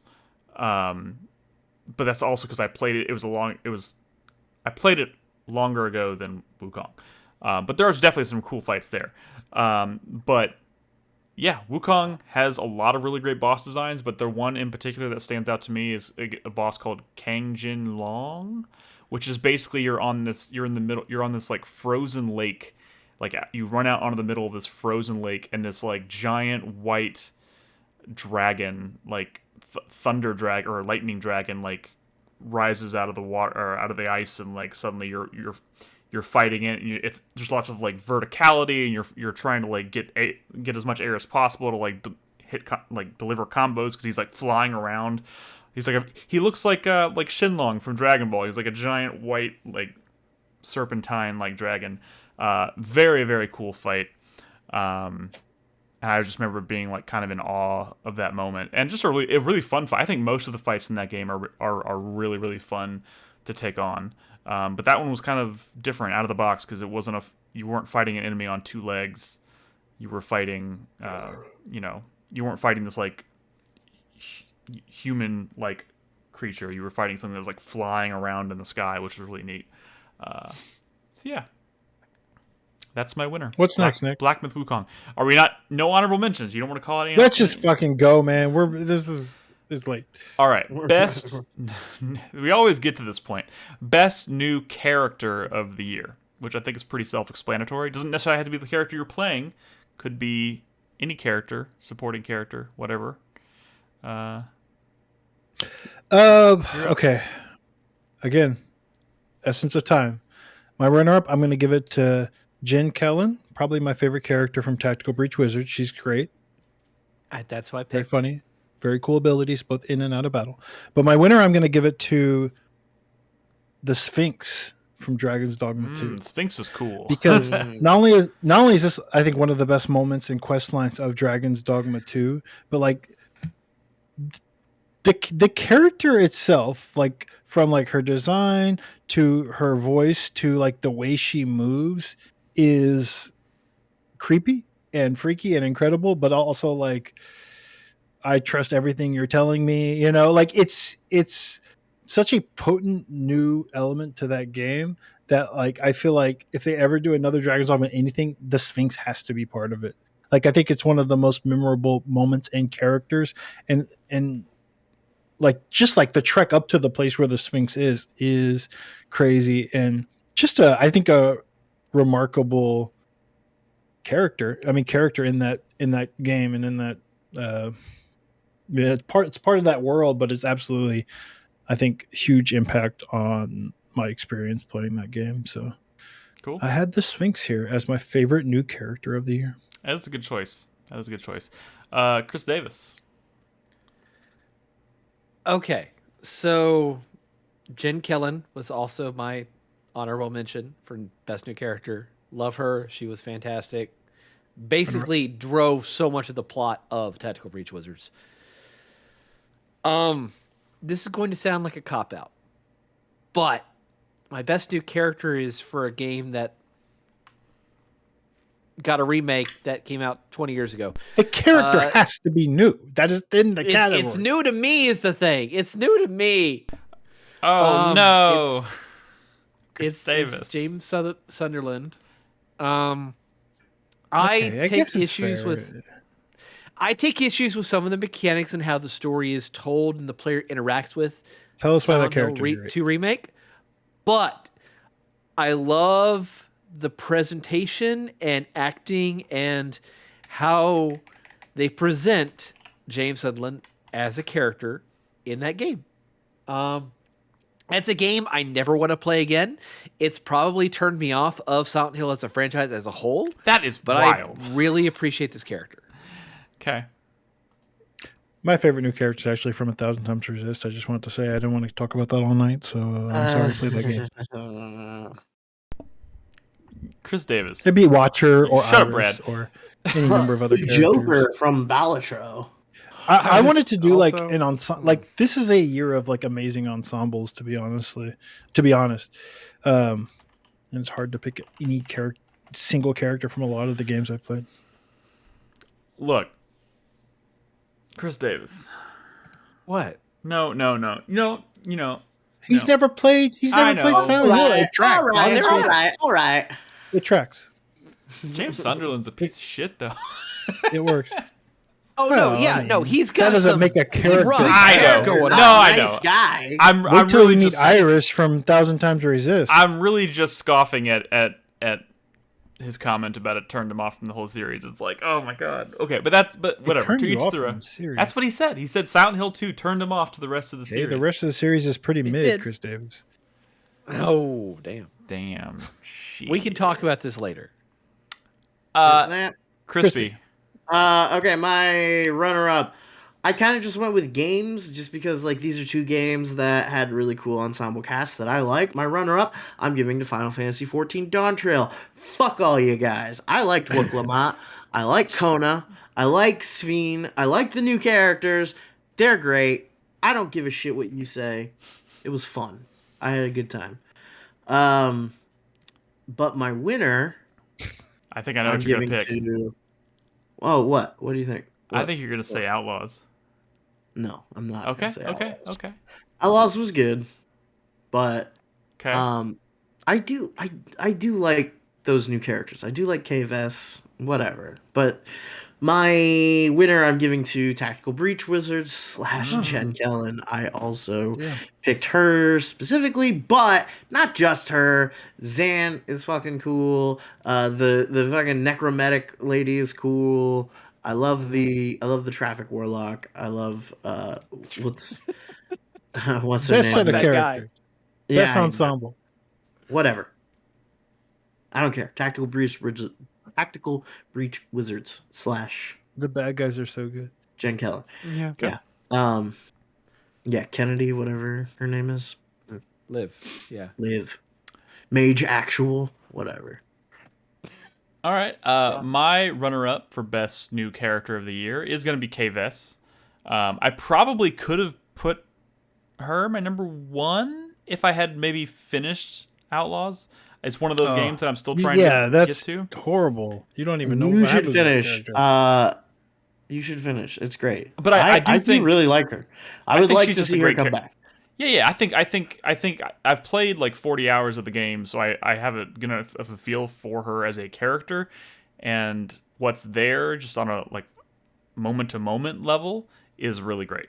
And the droid. What's the droid's? I can't remember his name. Do you remember off the top of your I head? can only think It can't of be the one that from, memorable. Well, I mean, of the one it's been from, like 4 months since I from played Skeleton it. Crew. Yeah. But my winner for best character of the year is actually going to go to Tosh from Dragon Age Veilguard. BioWare games historically have really great casts. I think Dragon Age Veilguard is no different, even though I do think in the long run, I don't think Dragon Age Veilguard is going to do much for me or in the long run. Look, maybe this ain't the place. I will say that's fine. Honestly, as someone who also finished Veilguard finally this past weekend, I get why someone who's more like casually into the series. I mean, you didn't finish Inquisition, but like someone who's read like Tevinter Nights and played all of the Dragon Age games and who's actually read the Codex, which is actually filled with a lot of like really good writing and letters and diary entries and stuff, and most people had never even looked at that shit. There is a lot of great characters. If this category was favorite character of the year, it would probably be Solus, because I think that's probably the best character that BioWare maybe has ever written, honestly. He's up there. Solus and is I think good. they do a really good job. I liked Solus before. I'm saying if you like Solus, you should play Veilguard. But I'm here to talk about Tosh because they're great. Tosh is so damn great, and it was just such an unexpected character for me. Like, I don't know. They're so. I mean, they're so. Wait, say again. What? Nothing. No, I mean, and the fact that Tosh was like because in my game, because of the romantic choices I made, obviously, they started falling in love with oh my god, what's her name? Oh, you didn't. I did not romance Tosh. Harding? Harding. Yeah. Race Harding. Yeah. So I was gonna romance Harding, but I chose not to because I knew that Tosh and Harding had a relationship. I did not know that was going to happen. So watching that kind of happen organically was really neat. Yeah. And suddenly I was like super for a while I was like almost more invested in seeing how their relationship progressed than I was with my own in the game. And yeah, it was just they're just a really great character, really great story. I wish I liked the overall game more than I actually did, but the ensemble cast liking is it great. a lot. I think people are really hard on that game. It's funny you say that because now we're on honorable mentions. I'm just gonna rattle off. Imric Volcaran was probably my favorite new character from that game. Also shout out to Reyna from Tekken 8, awesome new design. Also Periel and Francesca from Ayuden Chronicles 100 Heroes. Cool. And all the cast of all of the also Watcher, Knower, Fixer, Healer. Shout out to Psylocke from Marvel Rivals. Shout out to the station wagon in Pacific Drive. The station wagon. I forgot Bang Bang Fire. It has its own personality and quirks and things that kind of make it feel like it's alive. I want to give a shout out to two characters in particular from Nine Souls. Yi, the main character, and sorry, they doesn't really have voice acting. Schwan is his name. Is the young boy that hangs out in your like hub base that you kind of have this like. It almost feels like a paternal relationship. But wait, what? I don't think any of us here have played. Oh, yeah, which is crazy. That's crazy. Nine Souls is fantastic. But yeah, the main character and the young boy that ends up taking up residence in your like little hub area. Is that the one you rescue at the start of the game? Yeah. Okay. The way he is learning about your society and like the relationship they form and stuff. It's really neat. It's touching. Cool. I also want to give a shout out to Eve from Stellar Blade. Fun character. Really? Not just for the reasons you're thinking. Sure. That game surprised me in so many ways. Dude, you know who's cool? Nero from Lorelei and the Laser Eyes, the like crazy artist guy that you're working for. Like, Easy. he's sick, and like kind of the ideas that he represents and the ideas that his art tries to convey is really cool. Like he has just like an absolute hatred for people, and like he wants art that exists above the truth of like human perception. I love it. Ooh. Honorable mention for I completely forgot because I'm also still like balls deep in Metaphor Refantasio. Hulkenberg, great fucking character. Are you knee deep? Yes, I thought you I were played it done. yesterday, bitch. Oh, really? Yes. I finally met Hulkenberg, and I do like Hulkenberg. Hulkenberg is fantastic. She like her thing is that she loves to eat, but like she loves to eat like really vile foods, and everybody's like, "What the fuck?" You've talked about it. Yeah, it's great. It's good. It's good. All right. One of the sisters, by the way, I forgot. Bang Bang Fire is her name. That's not a Watcher, real name. knower, fixer, healer, and Bang Bang Fire. They all have a function, and hers is, guess what? Bang Bang Fire. That's her name, which is a pretty wild name. You made that up. Okay. All right. We're going to move on to our next category, to biggest surprise of the year. Biggest surprise of the year. Easy one. Runner up for me. What did I put? Runner up for me. I put as. I guess I'm actually going to give it to Prince of Persia: The Lost Crown, a game that I just had low expectations. Not low expectations, just like to me, it's hard for a Metroidvania to like impress me. And I found out like not only is it good, but it's like well made. It's challenging, the platforming, the combat, the movement, and it's actually secretly a Hollow Knight, not a Metroidvania. There's a lot to it. But my winner, I'm going to go with Ayuden Chronicle 100 Heroes. The reason I call it my biggest surprise is because I'm really mistrusting of these Kickstarters that are, hey, we used to, or some of us used to make this thing that you played in the 90s and you really love and you're really nostalgic for, and we're going to try to do it again. And you're going to automatically love it, right? Because we have this person involved and this person involved, and, rest in peace, Mariyama. But, I was skeptical going in because it's a lot to live up to as a Suikoden fan. But, as a spiritual successor to Suikoden, in my opinion, it nailed it. It not only nailed it as in like it was a game I really enjoyed, but I had I don't want to say like those were games I was afraid to kind of go back and revisit. I know we all have those, right? Like, oh, I'm really nostalgic for this game. I loved it growing up, but like, does it hold up? If I went back to play like Suikoden 1, 2, 3, whatever, like, am I still going to love them as much as I did? And I have not done that in a long time. I mean, I've played some Suikoden 2 in the past decade, I'm sure, but like playing through what is just a spiritual successor to that, and in a lot of ways, they're very much trying to like, there's a lot of like analogs, right? Between like characters and story beats and like mini games.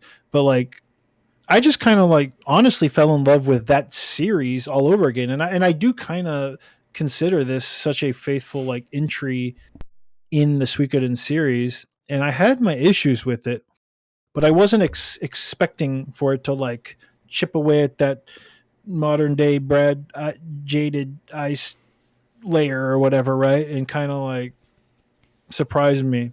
And it did. It really did. I really ended up enjoying that game, warts and alls, and some of the exact same ways I really loved the Suikoden games back in the day, warts and all, honestly.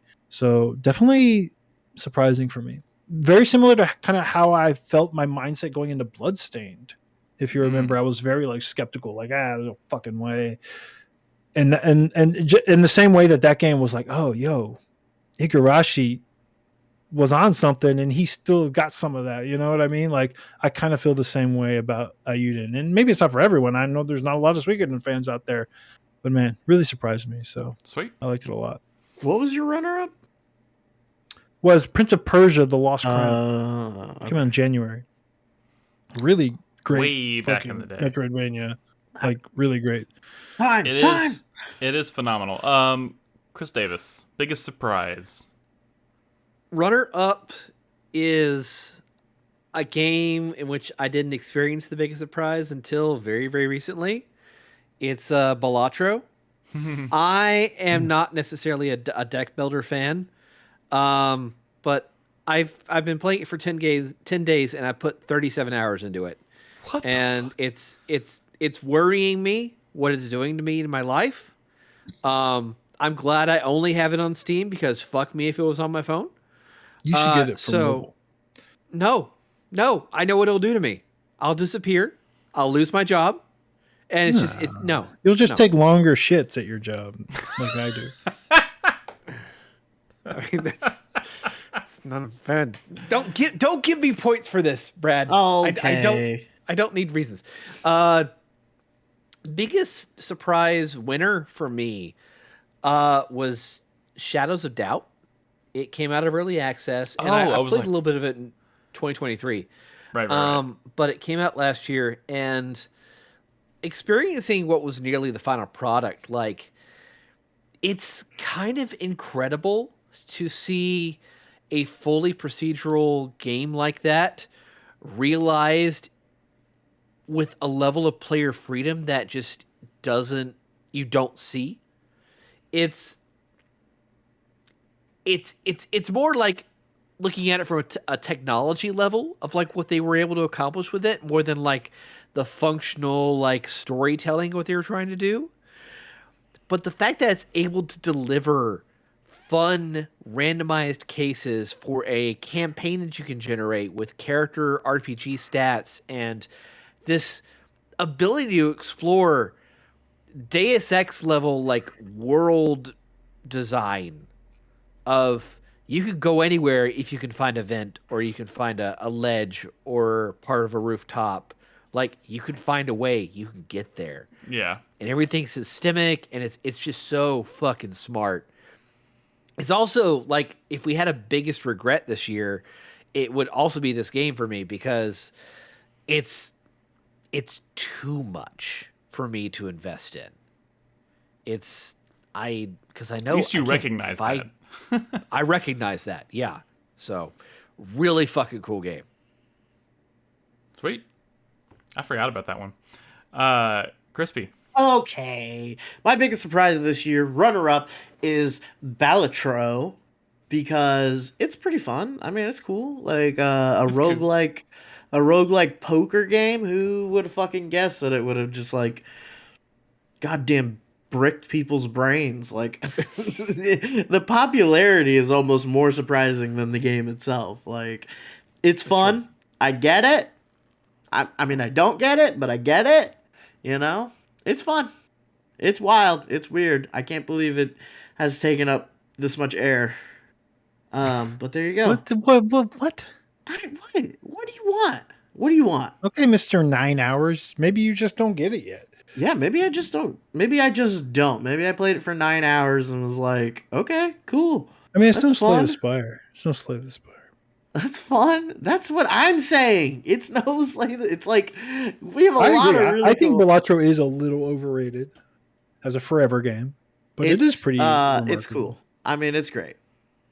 I feel bad for other like indie devs who probably spent years and years and years making their game, and like this game that seems like it was thrown together in 6 months came out and just burned it all down. Burned it all down. Easy. I don't know. It's fine. It's cool. What category is this? Shit talking? Surprise. What is going on? What category? Surprise! I'm legitimately surprised. Oh. Also, my winner for biggest surprise is also Helldivers 2. Or not also, but is Helldivers 2. Mostly because, sorry, not to shit talk, but that first game was fun, but like kind of whatever after a week of playing it, like a top-down twin-stick shooter. Cool. And then they make a sequel to it 10 years later, and it just like fucking sets the world on fire. Fucking Starship Troopers on crack. Yeah, and just like is a new vector for all kinds of weird, dumb discourse, but is also like one of the most fun multiplayer games of the year, and has like some genuinely charming mechanics to it, and really like surprisingly good punchy like gunplay. The first time you encounter a Bile Titan in that game, I mean, and just like the music changes, but it's never done that in the rest of the game. It's Let me just say this. For both Helldivers and Balatro, this award for me is a wow, good for them award. Like, that's crazy. Okay. All right. Let's see. My biggest surprise of the year, runner-up, is going to be Indiana Jones and the Great Circle. Holy shit! Who saw that coming? 40-hour adventure. Shut up, Chris Davis. That I did not see that being a fucking Dishonored clone. The part that surprised you, I don't think Chris Davis saw coming. He didn't know it was going to be a big, long Dishonored like game. Yeah. So he's full of shit if he tells you he is. We don't have a. But you gotta trust in Machine Games, sir. But we don't have an award for like best performance. But like, goddamn, Troy Baker sounds exactly like Harrison Ford.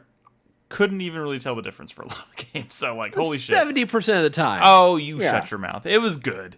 It was so good. But my biggest surprise for you, it's an easy choice for me, guys.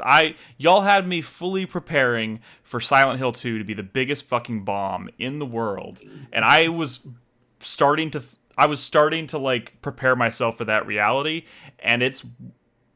That was your biggest surprise, Nick? You already like that game. I know, but everybody was hating on Bloober. Everybody was talking about Bloober's the worst choice in the world for this remake. And not only were they a fantastic choice, it's not just a 1-to-1 remake. Like, there's so many creative liberties that were taken with this remake, and those are dangerous.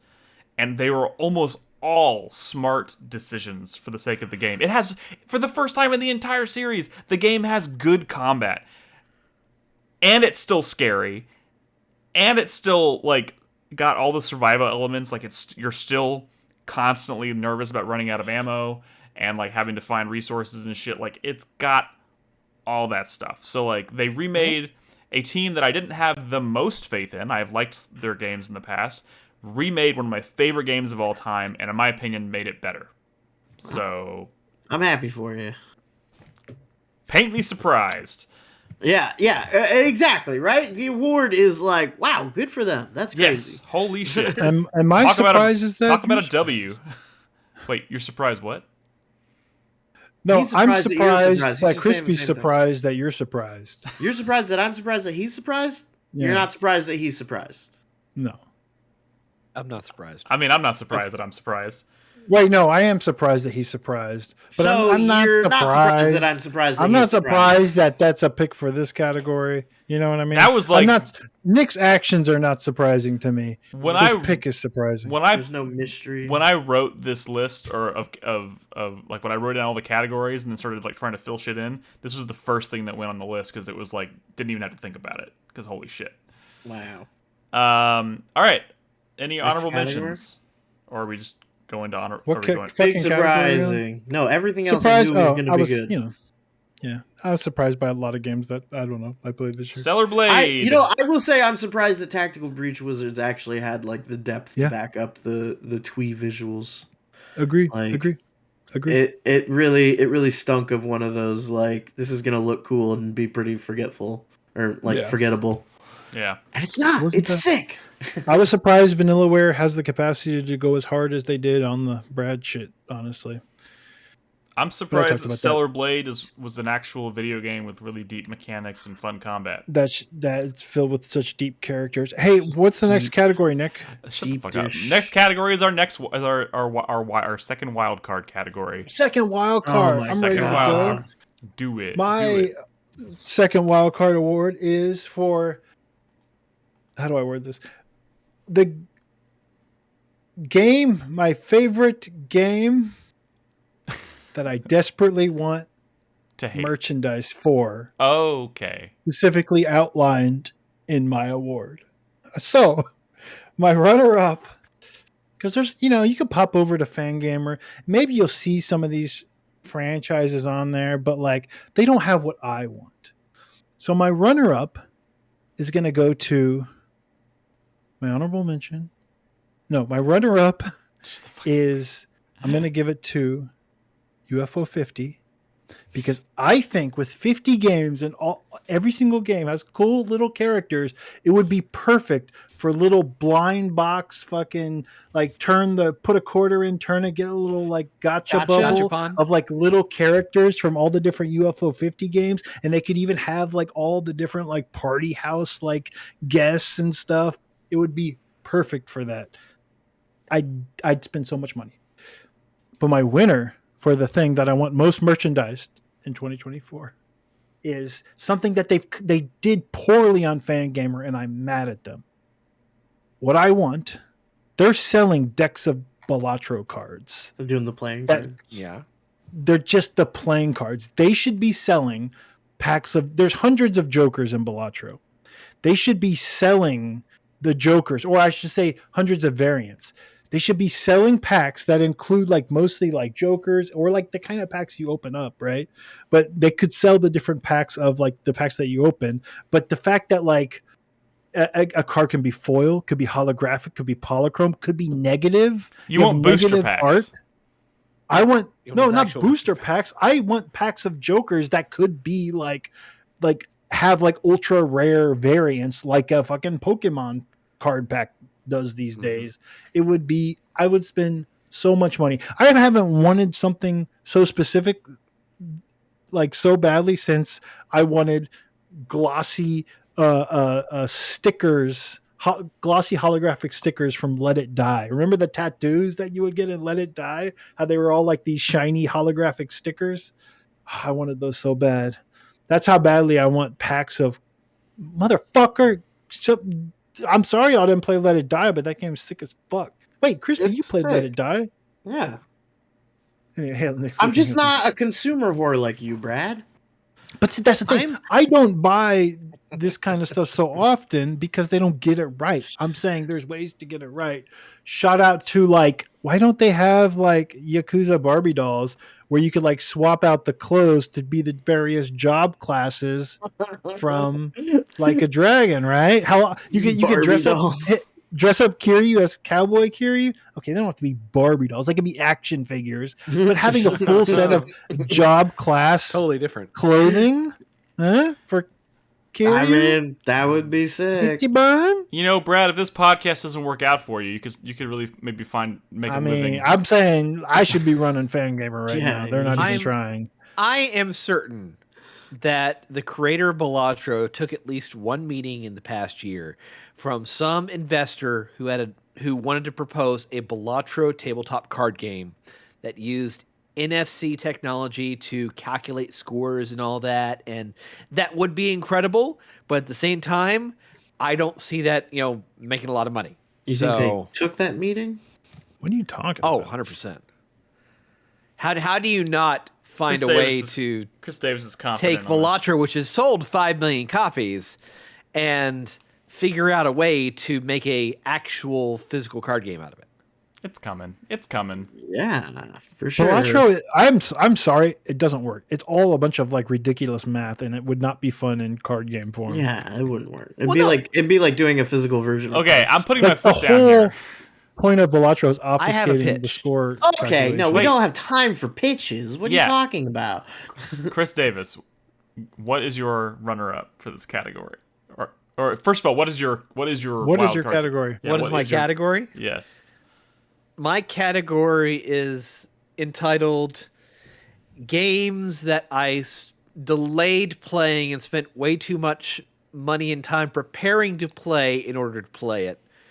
That's a terrible title. Yeah, it is, but you'll understand when I tell you what happened. My runner-up was Metro Awakening. I have not pulled out my Index VR headset since probably Half-Life Alyx, when it got that unofficial expansion. And so because I didn't want to play a VR game. And I waited until I was in my house, and I spent money to buy 2 additional lighthouses, so I could have 4 going around the room for better accuracy, so I could play this one little spin-off game in the Metro franchise. Oh, see, this is like There's other VR games you could play now. Oh yeah, I know, and This is like when I starting to look into that. This is like when I spent $400 to buy a PSVR 2 to play Horizon. I haven't really touched it since. Yeah, basically, yeah. You see, Shuhei was out there like apologizing about the VR2. No. He's since left Sony, No. he left Yep. Sony, and now was saying. Anyways, hey, Chris Davis, what- you getting good night's sleep though? I mean, Oh yeah, I love it. My Okay. mattress. I don't wake up with back pain anymore, so that's great. Oh, that sounds nice. Maybe I should spend $5,000 on a mattress. Anyways, what's your winner? you don't Yeah. need to do I that. hope so. And my winner was Indiana Jones and the Great Circle.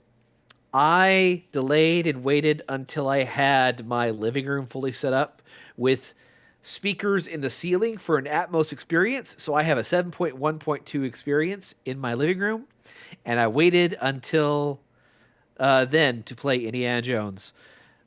Because I wanted that bass and the experience of those Indiana Jones sound effects with the punches and all that. Did it deliver? Did it deliver? But you that like on that waited a point? It did week or deliver. something. It That's did not.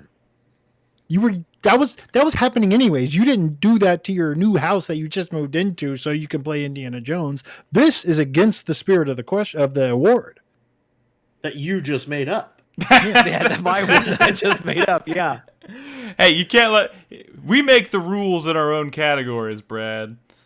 I thought he was like he hand carved a stone fucking boulder, for his living room. No, I delayed nearly a month to play Indiana Jones so I could get the All text right, to now come you're just out and making up install numbers. speakers in my. Yeah. It seemed like you were playing indie pretty quick, but whatever. Yeah.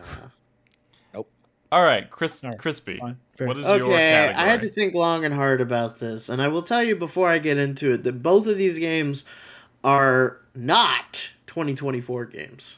Okay? Oh Okay. shit! It's your own But category. they were important to my game playing journey this year. I call this award "It's Too Late for Me, I'm Awake Now" award, or in honor of the passing of David Lynch, the "Fix Your Heart or Die" award. And the runner. These are two games that were very affecting and were just very like personal, artful experiences that made me optimistic for games in general, and like maybe change the way I thought about something about games, Sure. about what they could be, right? Okay. The runner-up I'm going to give this to is Signalis, which is a game I played for the first time a few months ago. Fantastic Very beautiful. game. Okay. Very stressful. It's also like a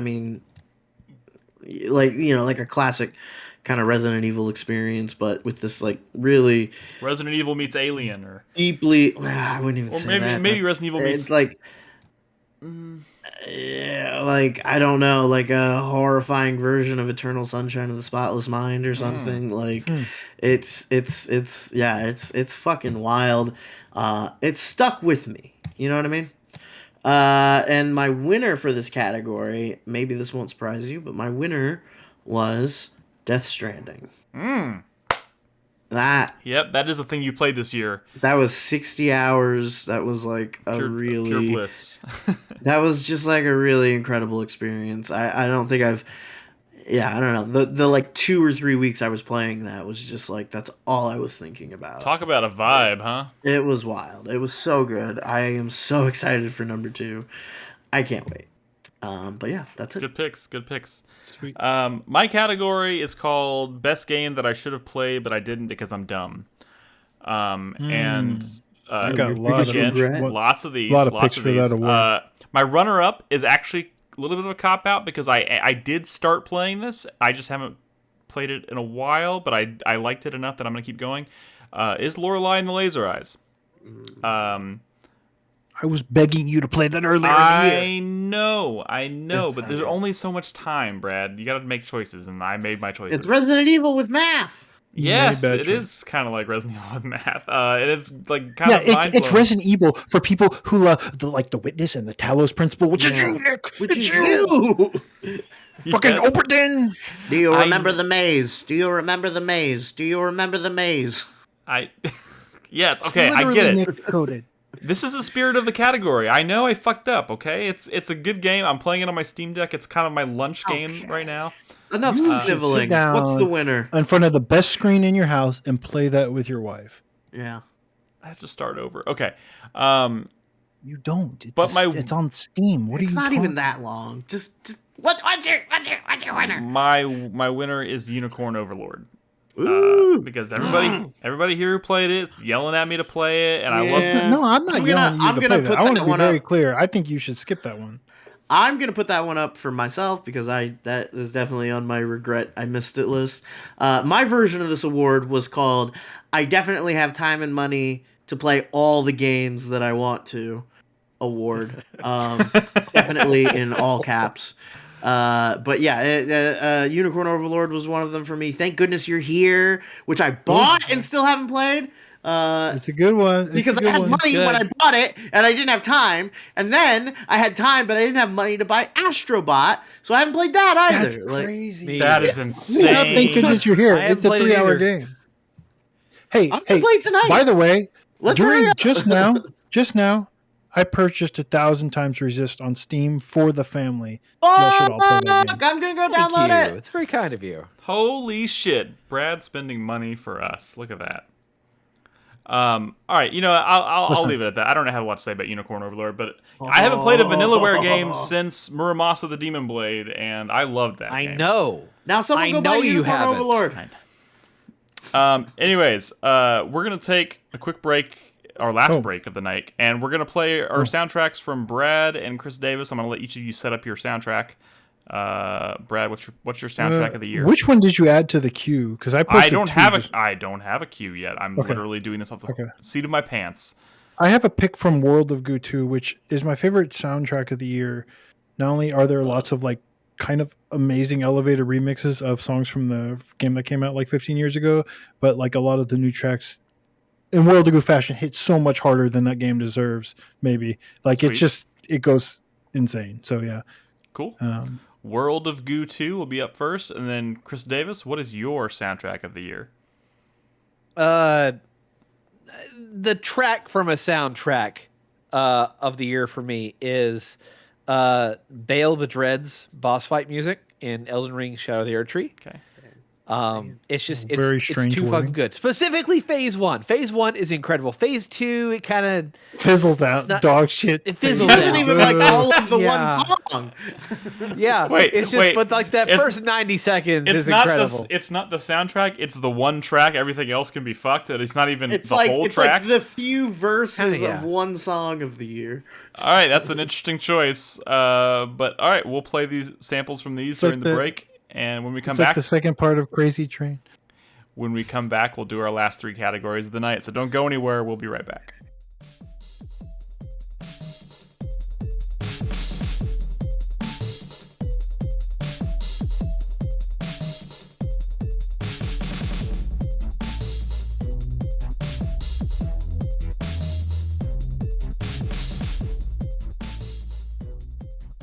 Time to take us across the finish line for our 2024 award show with our last three categories of the night, starting with biggest disappointment. This is Yeah. not tough. So there's I so guess. much. I mean, really, this category is always going to be games that I don't hate. I just was hoping for more or different or. So, like, when I say my runner-up is Dragons Dogma 2, I don't want people to think that I did not love my experience with Dragons Dogma. Motherfuckers, listen. Oh, shit. Stupid idiots. You're stupid. Listen to what I'm saying. What are you? Why you gotta do Everyone Dragon's says you Dogma either dirty? like something or you don't.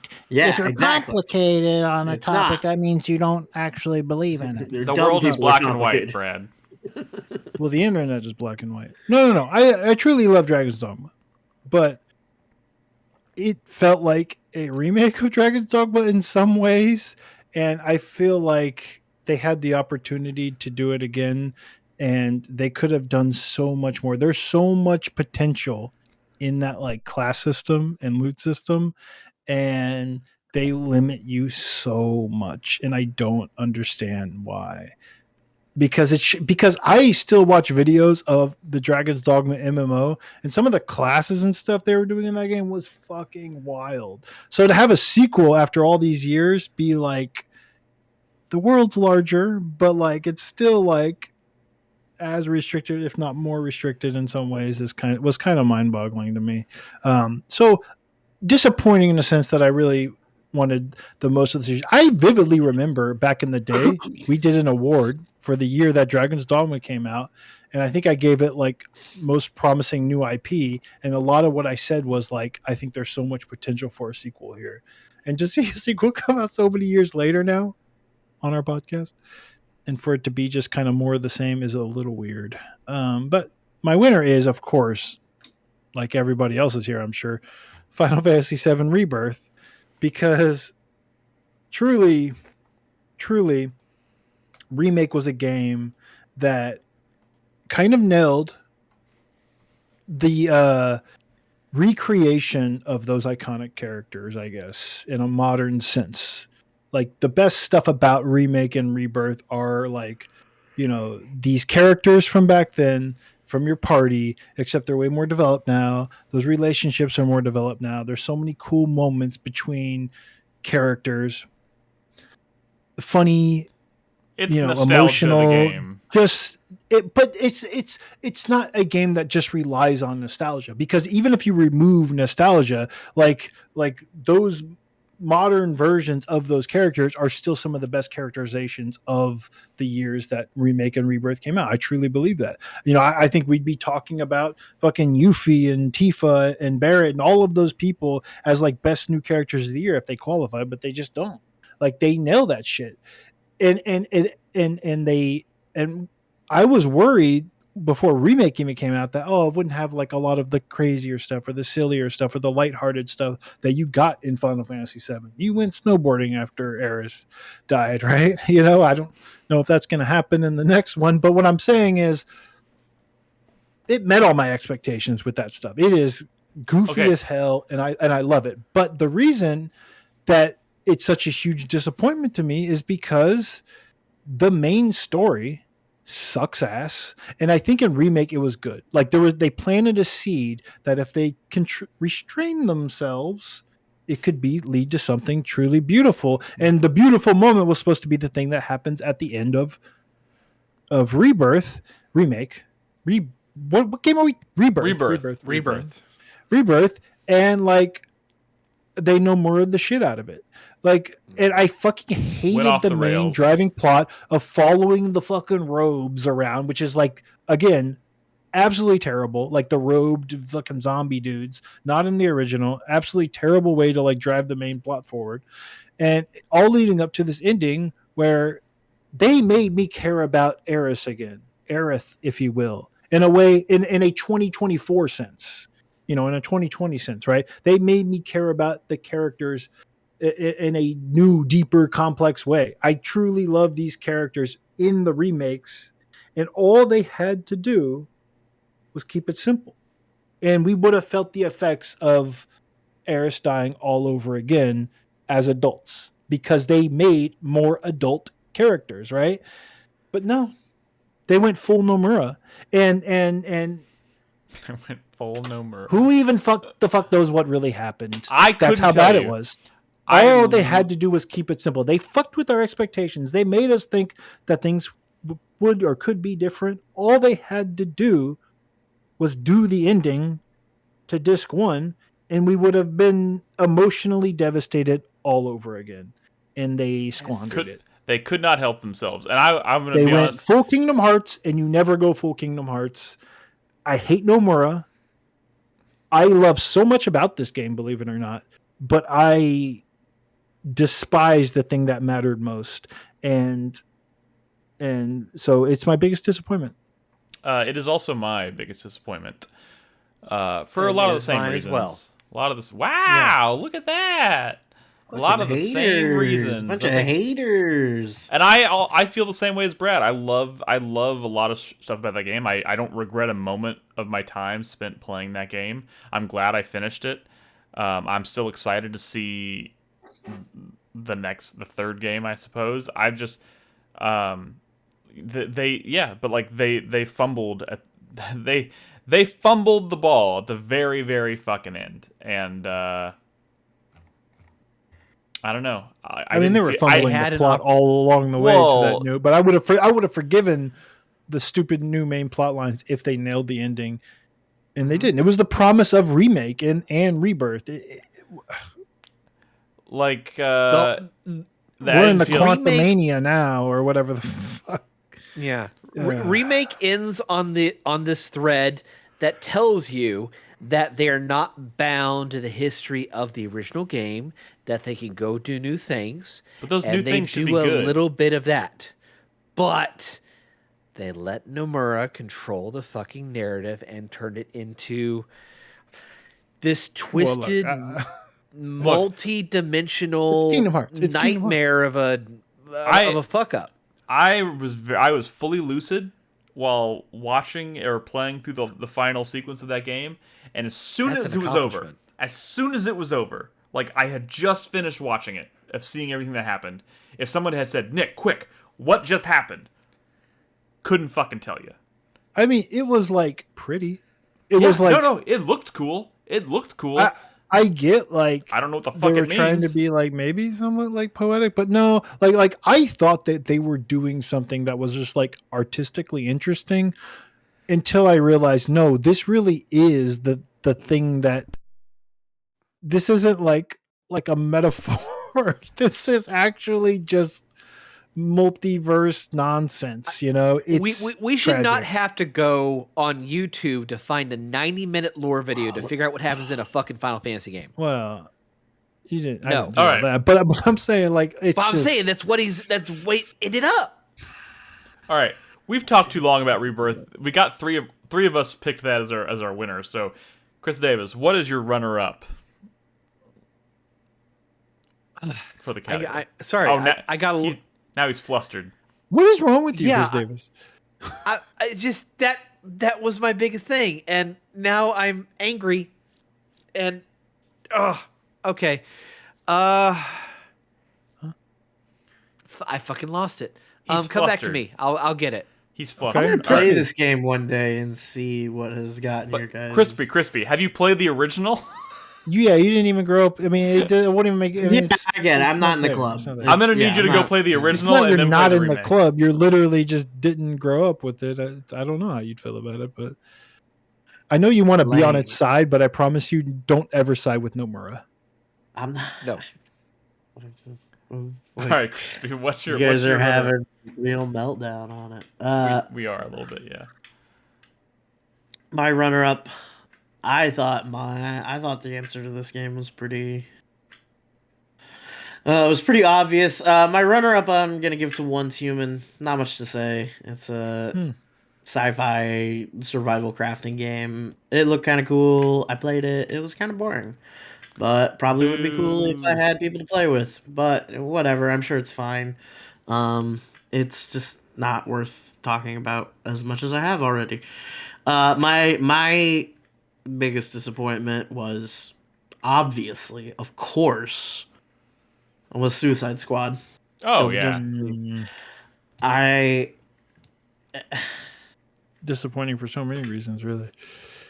Even if you weren't necessarily interested in the game itself, like it's disappointing for all the ways.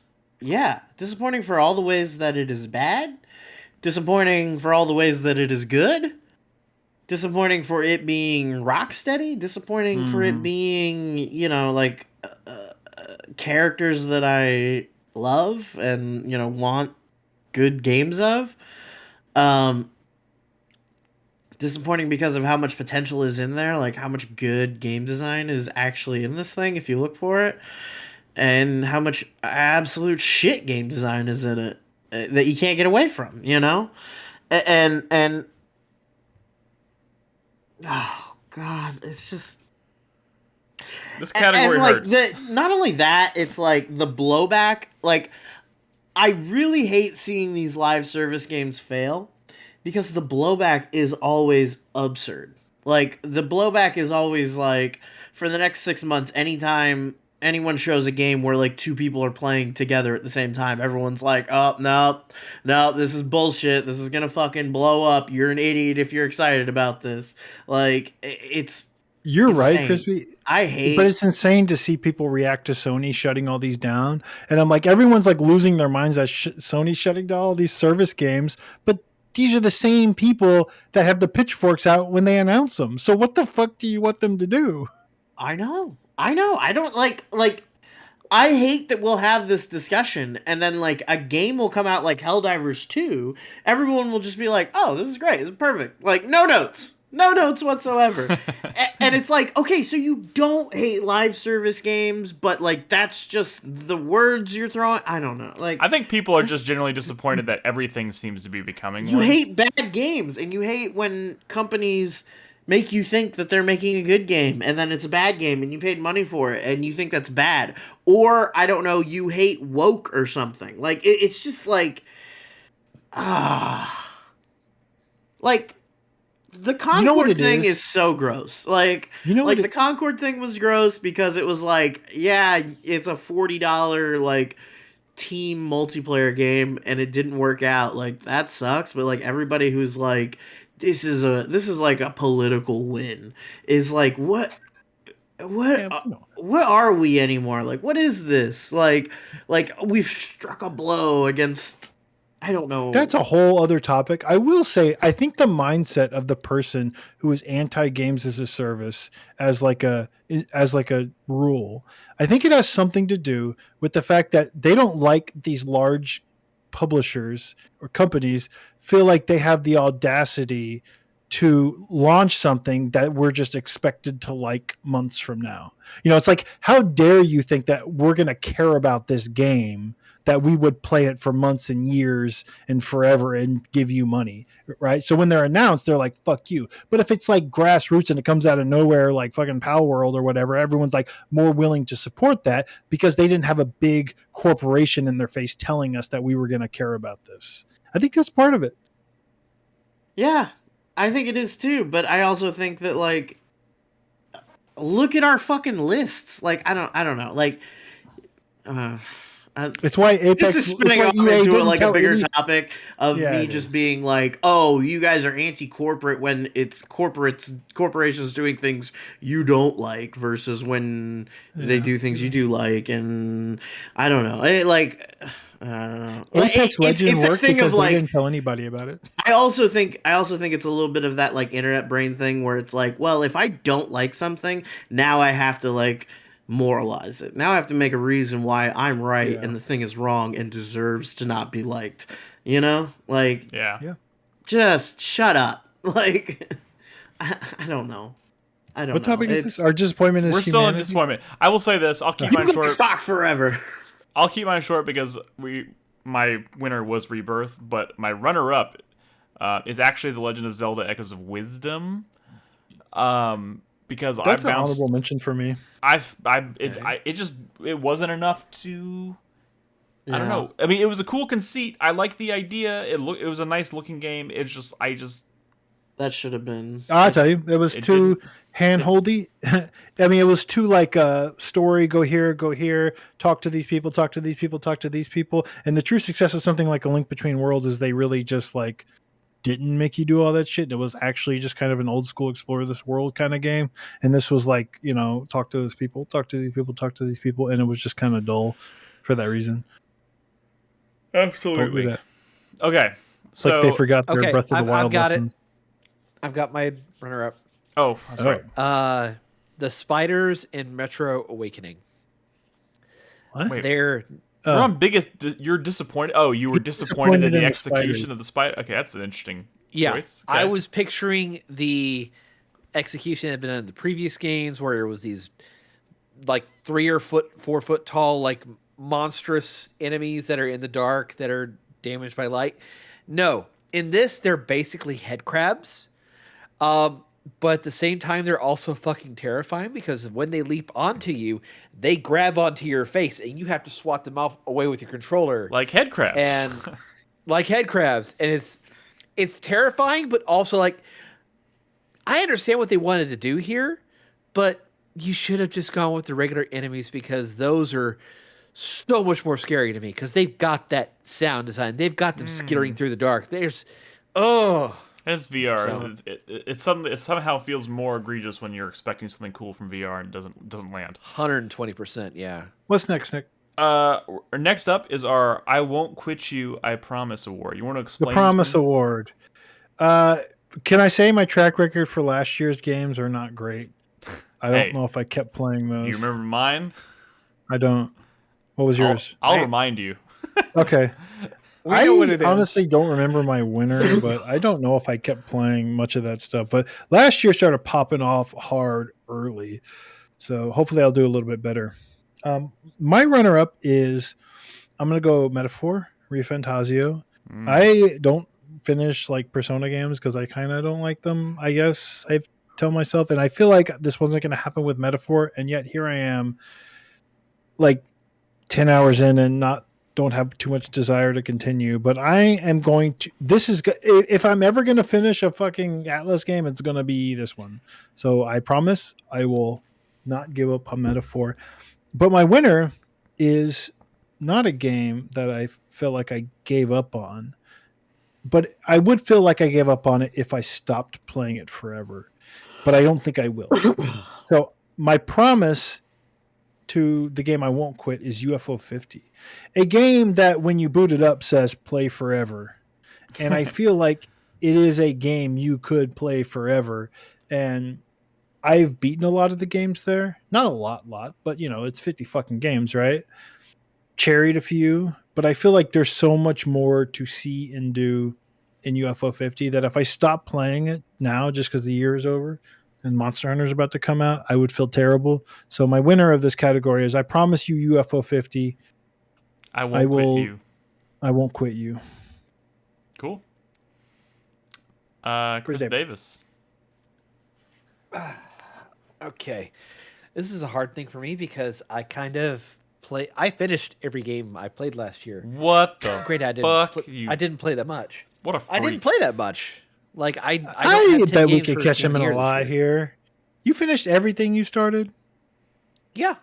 You finished Stalker. I guess you. How many finish stakes Stalker? do you have? Well, in that's Balatro? Stalker 2 is my runner-up because I'm at the very end of the game, evidently. Okay, well, your first game he mentioned you didn't finish. Okay, well, that's the only game I can think of that I didn't finish. Do you have any gold stakes in Balatro? What's a gold stake? Oh my god! Wait, what? What's a gold stake? What are you talking about? What's your? I want to hear what you have on this list. Well, Stalker 2 for my runner-up. I'm near the end as far as I can tell, and I'm going to beat it. But my motivation right now to actually do so, because of this revelation of where I'm at in the game, has kind of demotivated me from actually completing it right now. I kind of want to wait until the expansion comes out.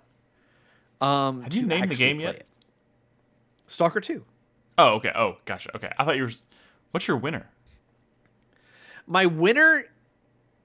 Can it be a game from last year I didn't play, but I've been intending to play? I'll allow it. Okay, Brad won't allow it. Yes. I don't know. Star Wars Outlaws. Okay.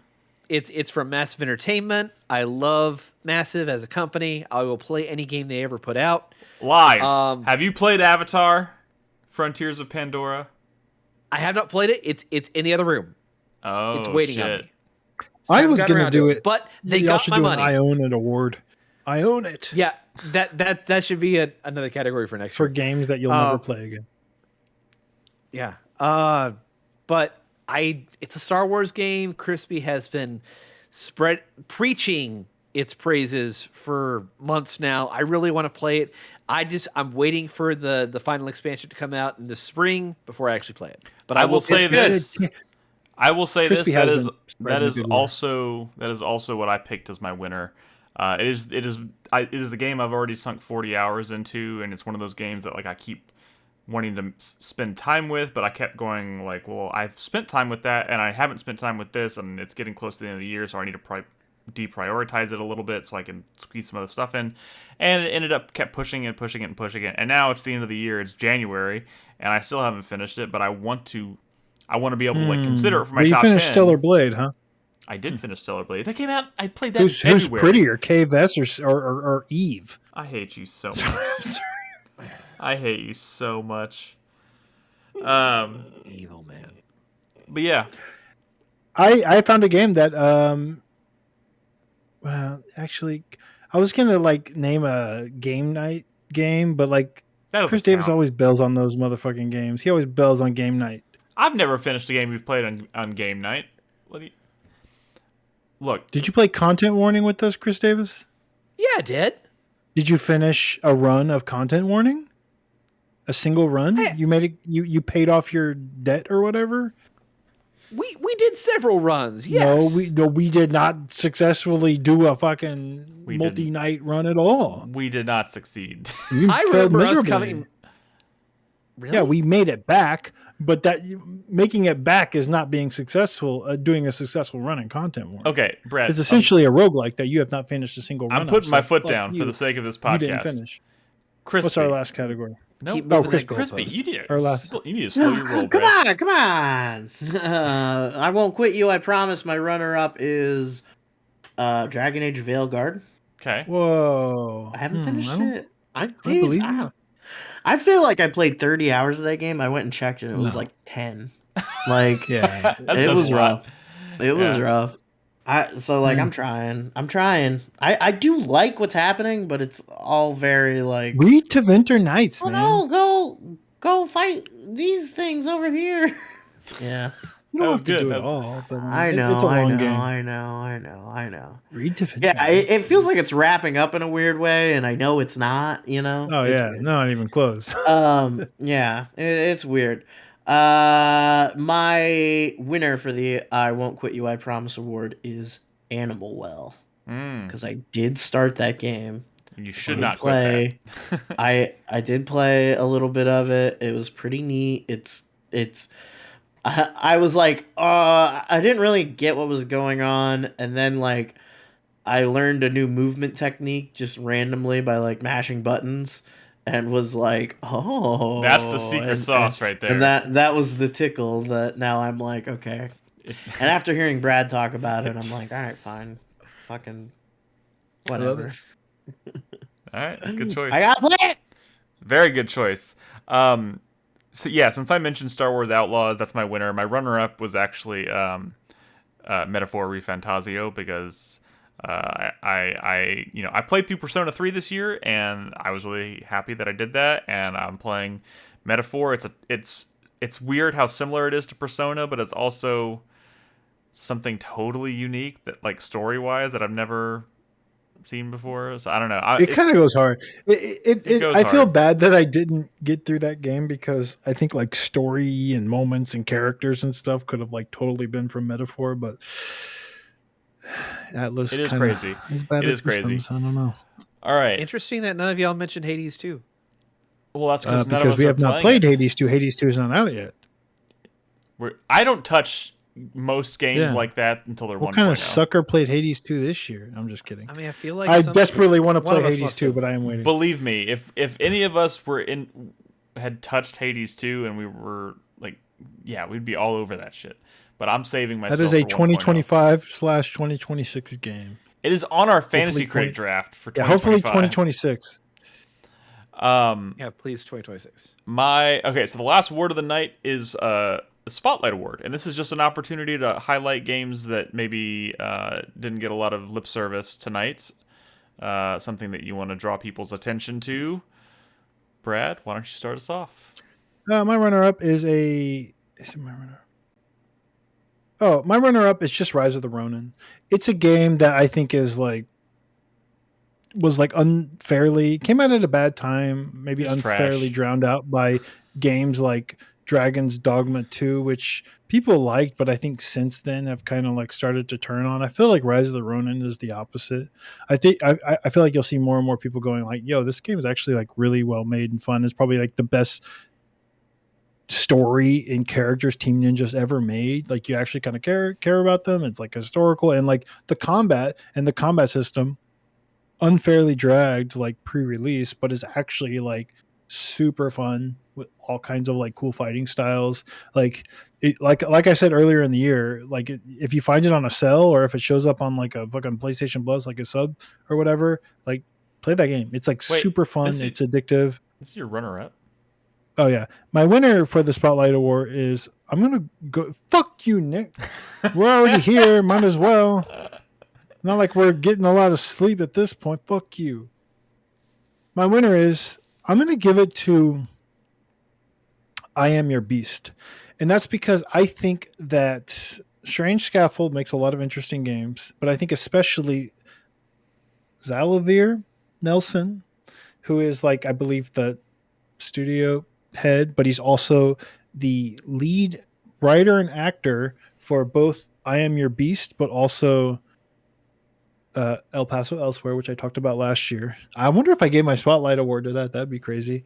I just think that I look at like the Game Awards and all like the best performance of the year. I don't fucking know, just whoever the biggest names are in any of these games, and I think 2 years in a row, I think Xavier Nelson's giving like maybe the best performance of the year. Like the story stuff, like so I Am Your Beast is kind of it's like a fucking neon white kind of game. Like like go again, go again, go again, like get that S rank kind of game, and it's incredibly fun to play. And some people didn't vibe with El Paso Elsewhere in terms of gameplay, but I Am Your Beast is like super enjoyable to actually play and go for one more run, try to improve. But like, and the story is not nowhere near as ambitious or like cinematic or whatever, like El Paso Elsewhere. But like, it's yet again, it's more proof that like this dude is like what to watch, because like when he shows up to play a character, he fucking nails it. And to me, Strange Scaffold doesn't always ship bangers, but like, man, they are like one of the more interesting indie devs out there. And like this dude, especially, like she should be the one getting like nominated for like best performance of the year. But since their popularity contest, he's not getting the recognition. So check out I Am Your Beast. It's a super fun game. I'm glad Donkey finally did a video on it, because that might actually sell some fucking copies. But more people should play this, just like they should play El Paso Elsewhere, because it's fucking cool.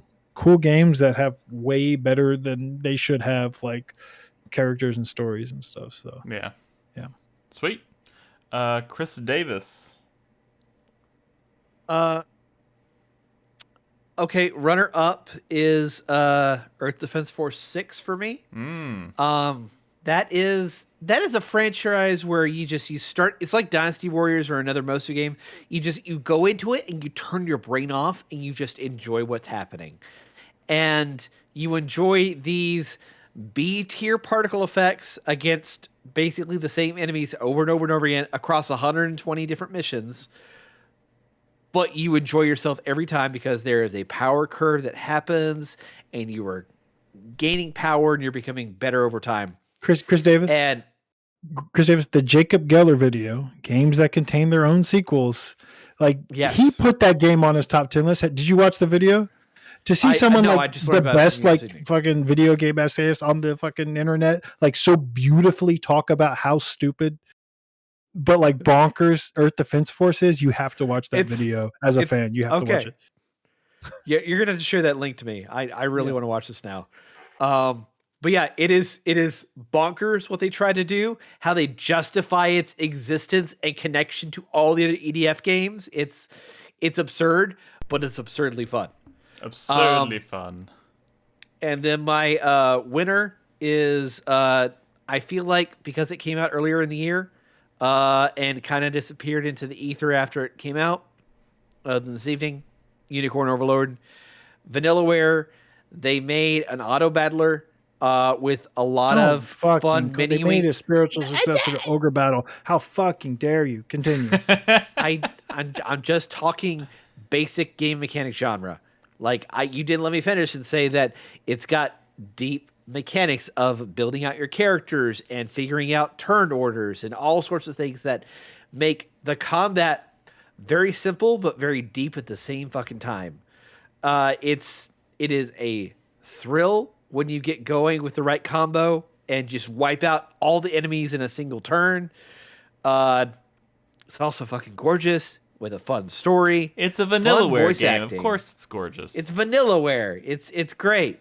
You know, they More make people need to know gorgeous about games. this. That is their genre. Gorgeous games. And if I shine a light on Unicorn Overlord, that means that by proxy, maybe some people will play 13 Sentinels as well. I still miss Muramasa the Demon Blade. I've got that All over right. there. It's a great game. All right, Crispy, you're up. Spotlight Award. I just use this as like my 11 and 12. Sure. All right. So my runner-up is going to be Balatro, just because I do feel like it was a pretty important, monumental game, and I didn't really give it much love anywhere else, but it is a good game. I mean, especially in terms of, like, just sheer effectiveness, you know? Like, just a tiny little card game, and it is on top of the fucking world. Like, and it's fun. Understatement it's of the year. Yeah. It is. It is.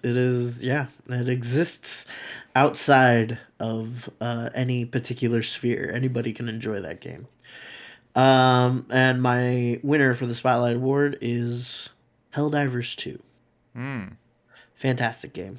Fantastic. So much fun. It's a game night I regret missing. So Yeah, it was funny. It was watching, a good game night. So funny watching Nolan die moments before being evacuated, and then him coming down On the pod. on the pod, landing just outside of the landing pad, and then running out of the pod and onto the back of the ship just in time as he took off. Like, oh my god, what a fucking moment! It's so funny though, but like Helldivers 1 had those same moments. It was just an isometric game. Yeah, but it's so much. They did. Oh my god, it's so good in Helldivers 2. That's what it Holy needed. shit. That's what it needed, though. God, I feel like that game great. could be. That game probably could be near the top of my list if I played multiplayer games and I spent any amount of time playing it outside of community night. It's fun. It's cool. great game. Good choice. Yeah, the little only game. thing that stopped me from really playing it more was that they just kind of started drip feeding, the updates and the new content instead of like, yeah, it feels like the new faction should have come out like 4 or 5 months ago, not last month. Yeah, probably. Yeah. All right. probably. My Spotlight Award goes. There's 2 games I'm going to spotlight. One is Crow Country, which didn't really come up tonight, but it's been a good year for indie Resident Evil like experiences, and Crow Country is definitely one of those. Such a great. If you like classic Resident Evil, especially like maybe the original Resident Evil, where it was even more like leaning into kind of like the hokiness of the whole thing. Like this is so good. This feels like Resident Evil mixed with like, I don't know, Five Nights at Freddy's, just in terms of like the because it's at an amusement park with animatronics and stuff. Like it's fucking cool. But the winner is a game called Nobody Wants to Die, which I don't think many people played. I played it. You made that up. No, I did not. Nobody Wants to Die. It's the futuristic like crime noir mystery where you're like the detective. Oh, that thing, yeah. Yeah, it's very. If you want like a Blade Runner-esque, like a really nice looking Blade Runner-esque science fiction story driven experience, this is one I highly recommend. It's also got kind of like investigatory mechanics, kind of like Condemned, where you're trying to recreate crime scenes to figure out what happened in real. So you're like fast forwarding and rewinding. It's kind of like the Arkham thing, where you're fast forwarding, rewinding, and you're seeing like the ghosts of the people like we were trying to like piece shit together like that. But it's a cool premise. It's like in the future they found a way to like give people immortality by like storing their consciousness in banks and shit, but like only like super rich people can afford to do it, so it's created this like societal like divide. Yeah, it's cyberpunk. Yeah, it's good. It's very good. If you like cyberpunk, if you like mysteries or detective games, like it's one of those, and it's really good. I do recommend. That's it. I think we did it. We win. We did it. We made it to survived. the end. We survived. You never asked me the rest of my top 10 list, but that's okay You did. because it changed. Rattle those. Let's let your You top want me to 10 do list it? You want me to do it right now? Top 10 list? live on Do the I show. do them Fade in out when he's order, like on out of number order? five. Number 5. My number 5 is no longer my number 5. It's my number 6 now. What's your number 10? My number 10 is Warhammer 40k Space Marine 2. Okay. Sick. Wait, you're not going to bust his balls for what he Continue. puts it as number 10 spot? Keep going. Or is it only the number No. 9 spot? You want me to do No. number 9? You want? Just keep going. Yeah. We all do it differently. Okay. Number 9, Star Wars Outlaws. Yes. Number 8, Dragon Age Veilguard. Okay. Number 7, even though I didn't finish it, whatever. Fuck you. Nobody cares. Number 7, Mouthwashing. Okay. Mm. Number 6, Destiny 2: The Final Shape. Okay. I expect Number that to be higher, 5, Tactical Breach Wizards. Heck yeah, dude. Number 4, Satisfactory. Okay. Ooh. Number 3, Marvel Rivals. Ooh. Number 2, Dragons Dogma 2. Heck yeah. Okay. So what's his And number? number 1, Justice League. Lorelei and the Laser Eyes. Oh shit. Lorelei and the Laser Eyes. Man, I'm gonna Man play of that culture. at lunch. I'm Listen, playing like that. his fortune cookie says. I'm getting back into it at lunch tomorrow. That's my plan. Very cool. Fortune very Cookie cool. was right. I'm admired for my impeccable taste. You have impeccable taste, Crispy, and we appreciate it. Don't So play I will it say at this. lunch. Play it at home with your sound system in the Okay, dark, maybe- pitch black with your wife with a little lamp and a notepad. And a notebook. You You don't play need a that on your notebook. Steam Deck. I'm telling you, it deserves better. All It's right. rough. Okay. I will pitch this. We I will we pitch not this the to my best wife. looking game of the year. I thought you left it on. I thought you No, wanted to keep. you told me to take it off. Oh, I wrote it down. I was waiting to say Lorelei and the Laser Eyes. Well, you've and said it thank goodness now. you're here.